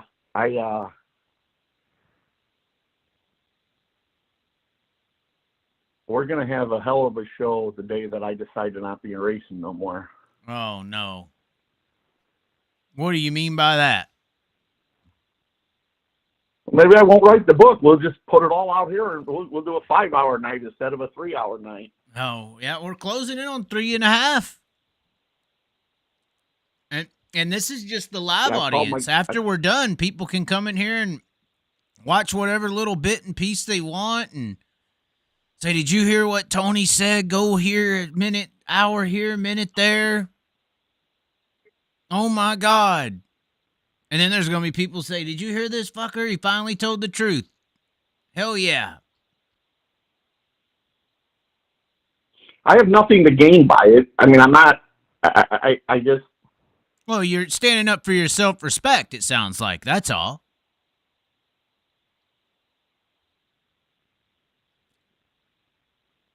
Yeah, I don't know. Maybe, like I said, maybe they'll come on to your show and I'll listen, and they can tell me why whatever happened. Yeah. But again, you have to hear the whole story. The whole Josh Richards thing. A lot of people said, "Oh, you knew better. You knew he wasn't supposed to race." Whether I knew he wasn't supposed to race or not, it's not my fucking job. It is not my job. What did I pay a $2,000 sanctioning fee for to have a sanctioning body there, to have the sanctioning body tell me to throw the guy out of the racetrack? A paying customer. Right.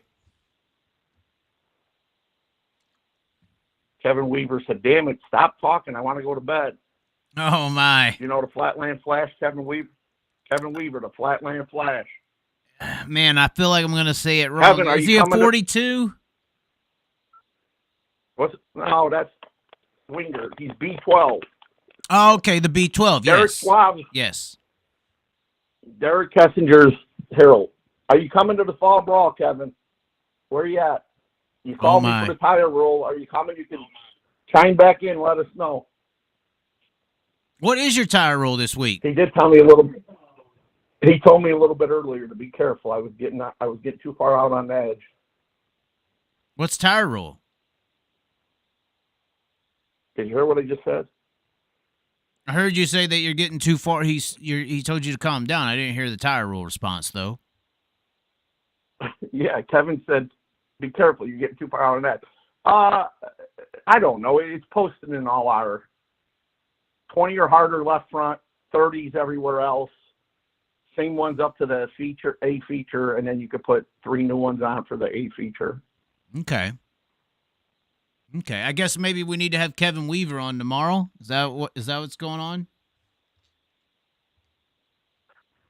Yeah, well, we could discuss him going to the Thaw Brawl.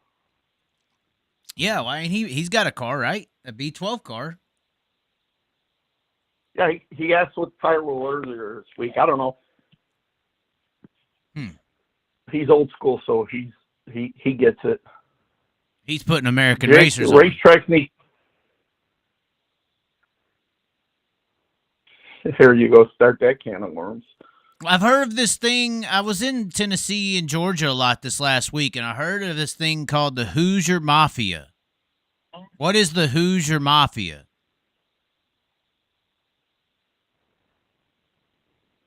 I thought it was the Purple Mafia. Well, that means it's a real mafia because most real mafias, they don't have a name. They go by many names. That's what real mafia is. They go by many names. I've heard Michael Rigsby say at one time, why isn't anybody mad at the big purple truck for making money? They're only mad at me.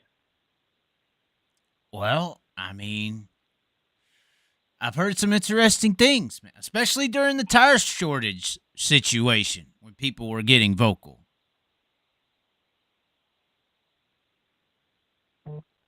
Oh, here's Kevin Weaver. Not sure, but probably not. Thought about Saturday, but I think there is more. I don't know. Well, yeah, well, he's probably like everyone else, waiting for this forecast to change every 30 minutes. He thinks there's more than 39 people watching, he says. Why is that? I don't know. That's what he said. I think there's more than 39 on here. It's fluctuating. I'm watching the live count. It's going down to 30 and then 70 and then 50 and then 40. It's jumping around. People coming in, coming out. And again, if it's about me crying, you talk about the new tire deal. I was part of the Mars series, and they introduced this new tire, had a press conference, had a big old deal over at Eldora. And never once was I invited. Never once did I know it was going down. Never nothing. I think how can I have 20, 25 races a year in the middle of the Midwest, everything, and I don't have a voice in or even an ear to listen to what we're doing with the new tire? Whatever. Like I said, maybe another 40 years of hard work, and they'll be like, hey, we should maybe let this guy have a voice or an ear because he's put in his time. Right. You would think that would matter. Yeah, man, it seems like you're big about loyalty and respect, and that's definitely something that needs to be fixed in the racing world, for real. Well, we ain't going to fix it. You could call it out. We need to do a weekly update with Tony Izzo every week. You just get. Well, I don't think our. What was your goal the day you started bringing awareness to the other side of this? And I've seen some stuff. Like I said, I've watched some of your stuff, and that, like one of the things I don't think it's one of these things where you're trying to be as negative as you can be and bring as much attention to your YouTube page because you're going to get rich off of it. I think there's some passion to the sport of racing and sprint cars and different things that, there's a whole other side that needs to be told. It's just, and then when you fuck up and you admit it, you said Kyle Larson wasn't going to do shit in the late model for a while or whatever, and then he won, and you said, I got to eat my words. You came right up and said, he proved me wrong, and blah, blah, blah. Right, I was in victory lane with him at Port Royal when he won his first race. Correct. Right. I saw that. So, there's nothing wrong with having an opinion, and if it ain't right, then you admit it.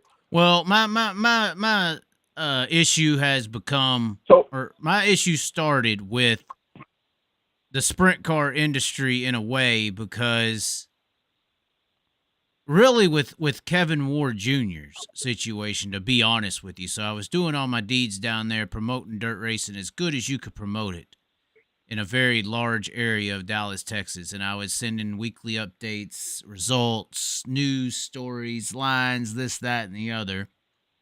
And, first one that happened is the World of Outlaws was coming back to the track. So I sent a, press releases out to all the major networks there, ABC, Fox, CBS, and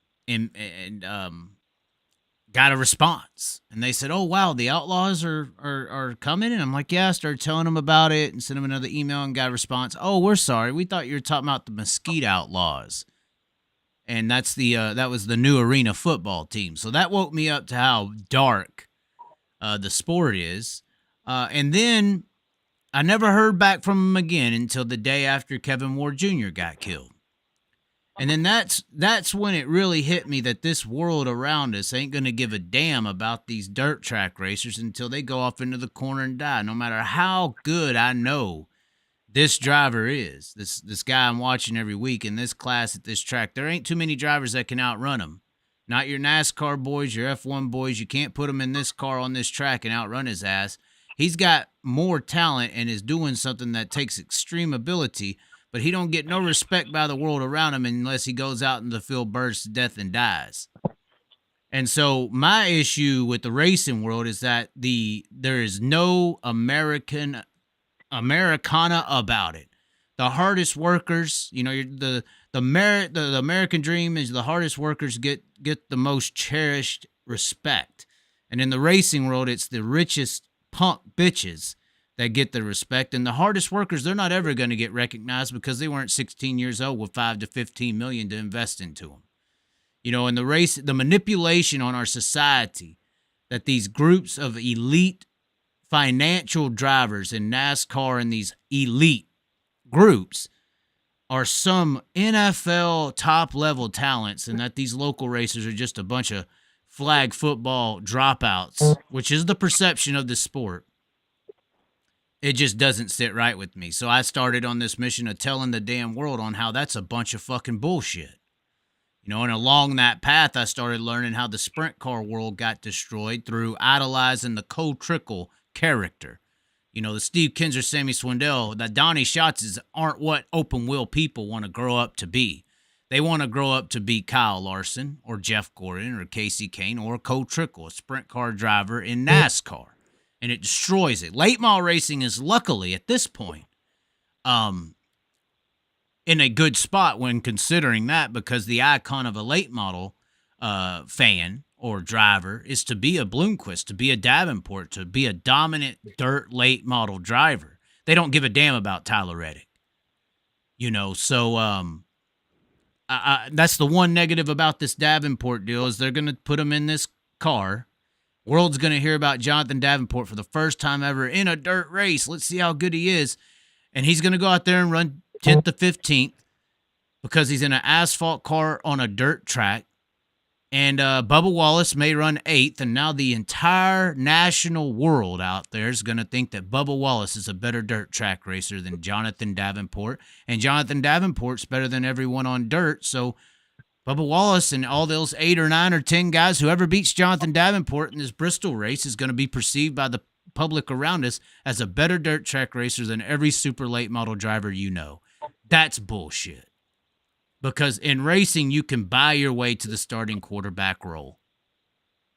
And you can't, and that's just bullshit. That's not true. That the talent that's involved, I just think it takes a little bit more talent to be behind the wheel of a 900 horsepower wing sprint car or super late model.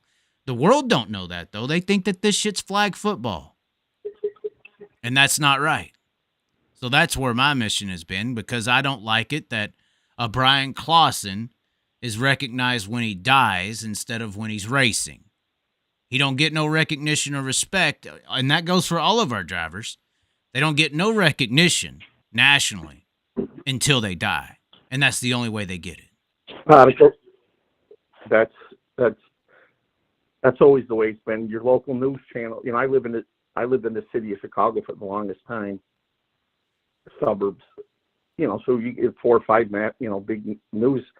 They never covered any racing shit unless a sprint car went into the grandstand or somebody got killed. It's the only time they'd ever show anything about racing. It had to be negative, And unless it's NASCAR or IndyCar. Yeah. I mean, here, I'll give you an example of what happened to me during the COVID thing is because we had a race here during COVID, went through all the procedures that I had to do through Illinois and everything to have a race and everything, and marked off everything, distanced everything, went every other road, did everything I had to do. Got the okay from the food commissioner and the food this and the people, everything we had to do. Well, Monday morning, I get a phone call from the local newspaper and radio station. Would you care to comment on why you chose to break the laws of COVID? I said, where? What are you talking about? Well, you had more than 15 people or 40 people or whatever the law was at your racetrack over the weekend Saturday. I said, oh, this is about the racetrack. She said, yeah. I said, well, I didn't even know we had it. Didn't even know you knew we had a racetrack.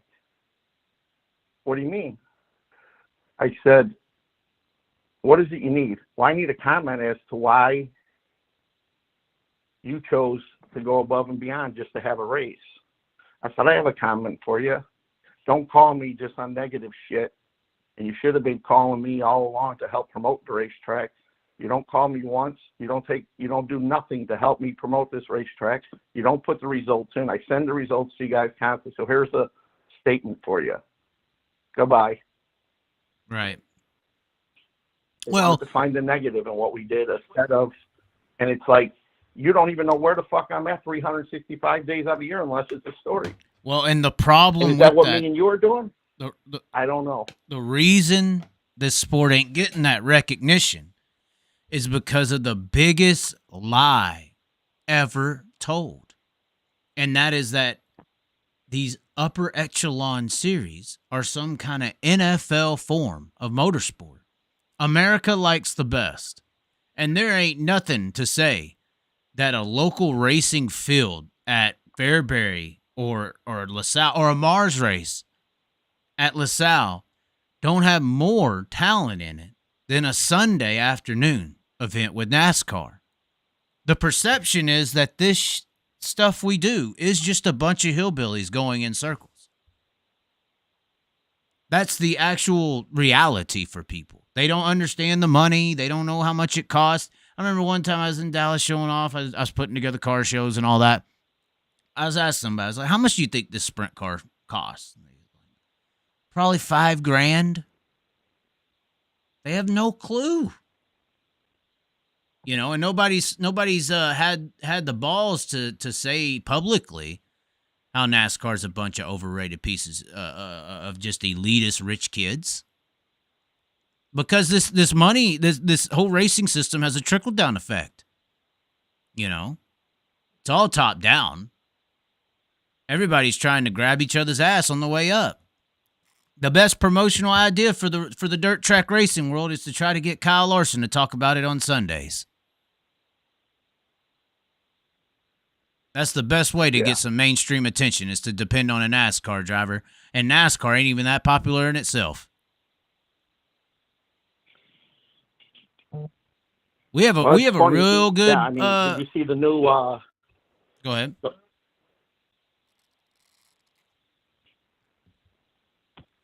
Man, this turn one Tommy just showed his ignorance. He said, "Name one dirt car driver with the racing brain of Joey Logano. Hate that guy, but wizard behind the wheel." Man, this is another one of those manipulated individuals of society. Because he performs well on Sunday in a cup car, he's automatically a wizard? Okay.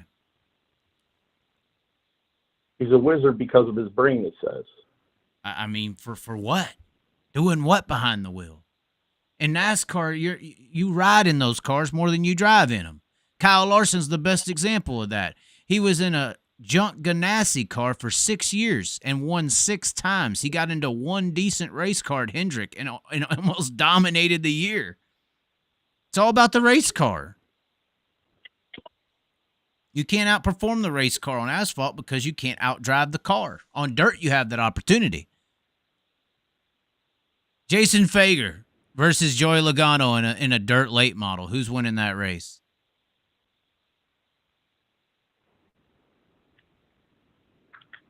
There's your answer. Yeah. 1,000 out of 1,000 times Jason Fager is going to beat Joey Logano. But, Tony, And I had an idea for a race. It was called King of the Wheel, and it was going to be kind of like dirt racers versus NASCAR racers.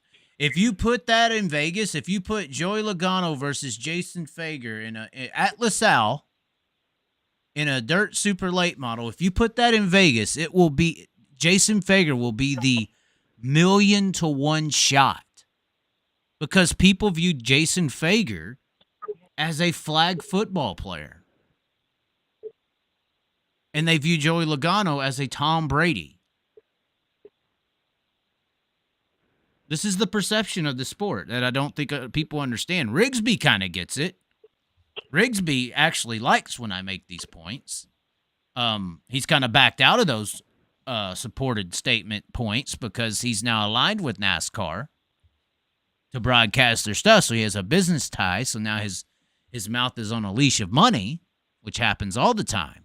It's the biggest problem in the sport.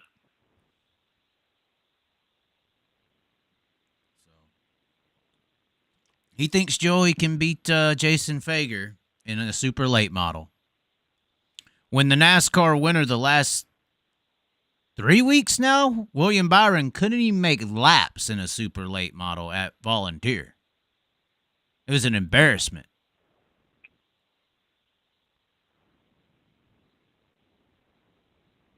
He also says that Joey Logano can buy everything Jason Fager owns. Wow. But this is back to the elitism. It's the biggest, and that's the advertisements. They get a lot of professional attention. They get a lot of mainstream respect because of this misconception, this lie, this hoodwink to America that they are the greatest drivers in America. And people really think that there was some kind of high school and college level to siphon these guys from, like every other sport operates. And there's not. There is no like NASCAR tryouts and the best move on. NASCAR tryouts is $3.5 million for 1 year in trucks. Not everyone can afford tryouts. And you really I thought can't it was teach. funny. Go ahead. You know, I did you see the new Bristol commercial with Kenny Wallace on it No, I did not. for the dirt race? But it's funny how they're using him to get to the dirt fan to support that race. You know what I'm saying? He's like, it's Bristol on dirt. Where's all my dirt fans and NASCAR fans or something? You know, where's all my dirt fans? You know, he calls them. You know, he does a commercial where he calls them out to support that race, which is fine. I get it, but like you said, it's funny that NASCAR's kind of had to dive down into our deal a little bit to make their deal successful again. Well, and that's we're technically the biggest threat. You know, our shows are better, our drivers are better, we have bigger fields. We're the biggest threat to NASCAR. The only thing that keeps us from trying to beat them is the Kenny Wallaces who want to work with them. Dirt racing could easily beat them if they had proper promotion. We don't have any proper promotion of the sport at all.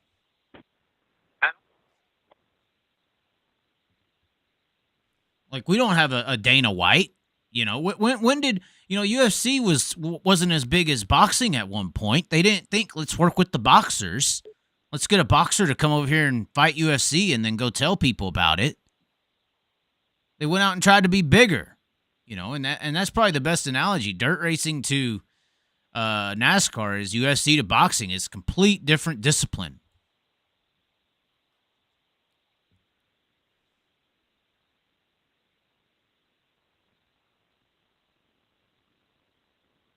But regardless, are you over there texting somebody? Are you in trouble or what? No, I'm reading these guys. Kenny's a good promoter, NASCAR guy. He owns the best dirt track in the country thanks to NASCAR. Blah blah blah. Yeah, I wasn't back. Go ahead. I wasn't bashing Kenny. I just thought it was funny that they're using him to get to the dirt fan. Well, they're trying to use him. They're going to use everybody they can. you know. And nothing against XR, but or Kenny Wallace, but XR did try to put on some big races at that Bristol dirt race, and then when they didn't get any fans in the stands, Kenny Wallace was like one of the first ones to criticize. And it's like that's a big problem that we don't have enough dirt fans to fill that facility. I think that's an issue. It's not something to make fun of. You think that'd be something to fix.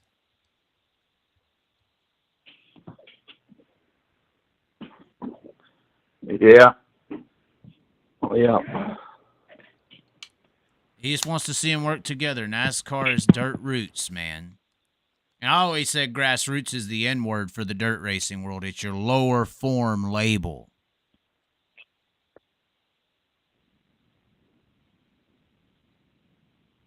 If anything, NASCAR hurt local racing a little bit. When they started, it was always Sunday. It was Sunday, Sunday, Sunday, Sunday. Then they started these Saturday races, and then they started Friday night races and Saturday night races and everything else.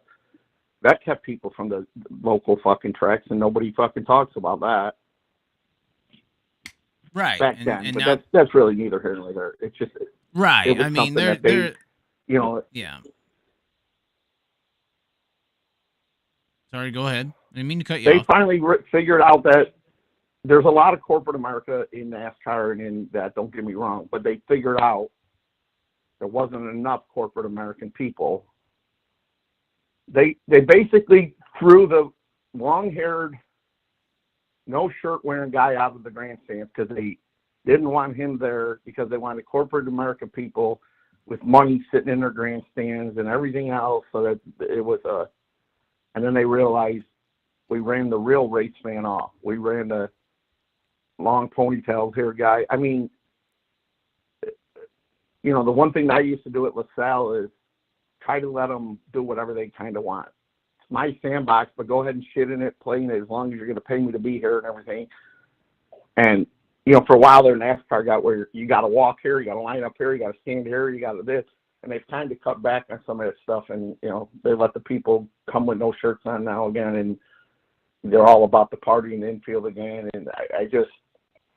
Yeah, but that's after they tore down the entire back straightaway grandstands at Atlanta, Daytona, Talladega. I love how they say Daytona sold out. Well, our Atlanta sold out. There used to be about 60 more thousand seats, sir. Correct.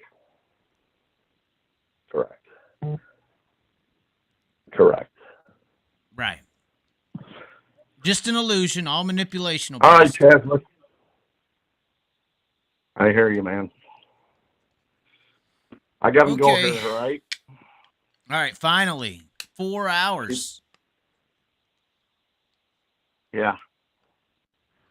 4 hours of your life like you can't get back. I hope it was worth it. Thanks a lot.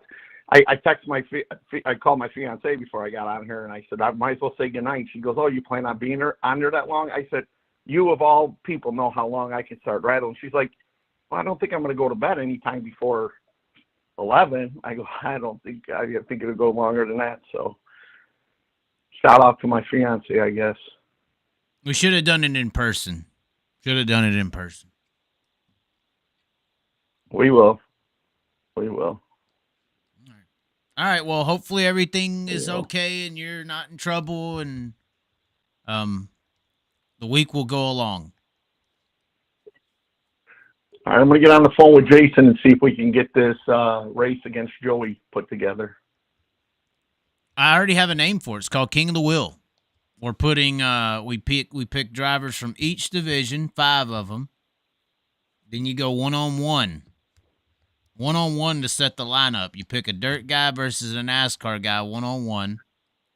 Winner starts front of the race, and you just line up based on the bracket.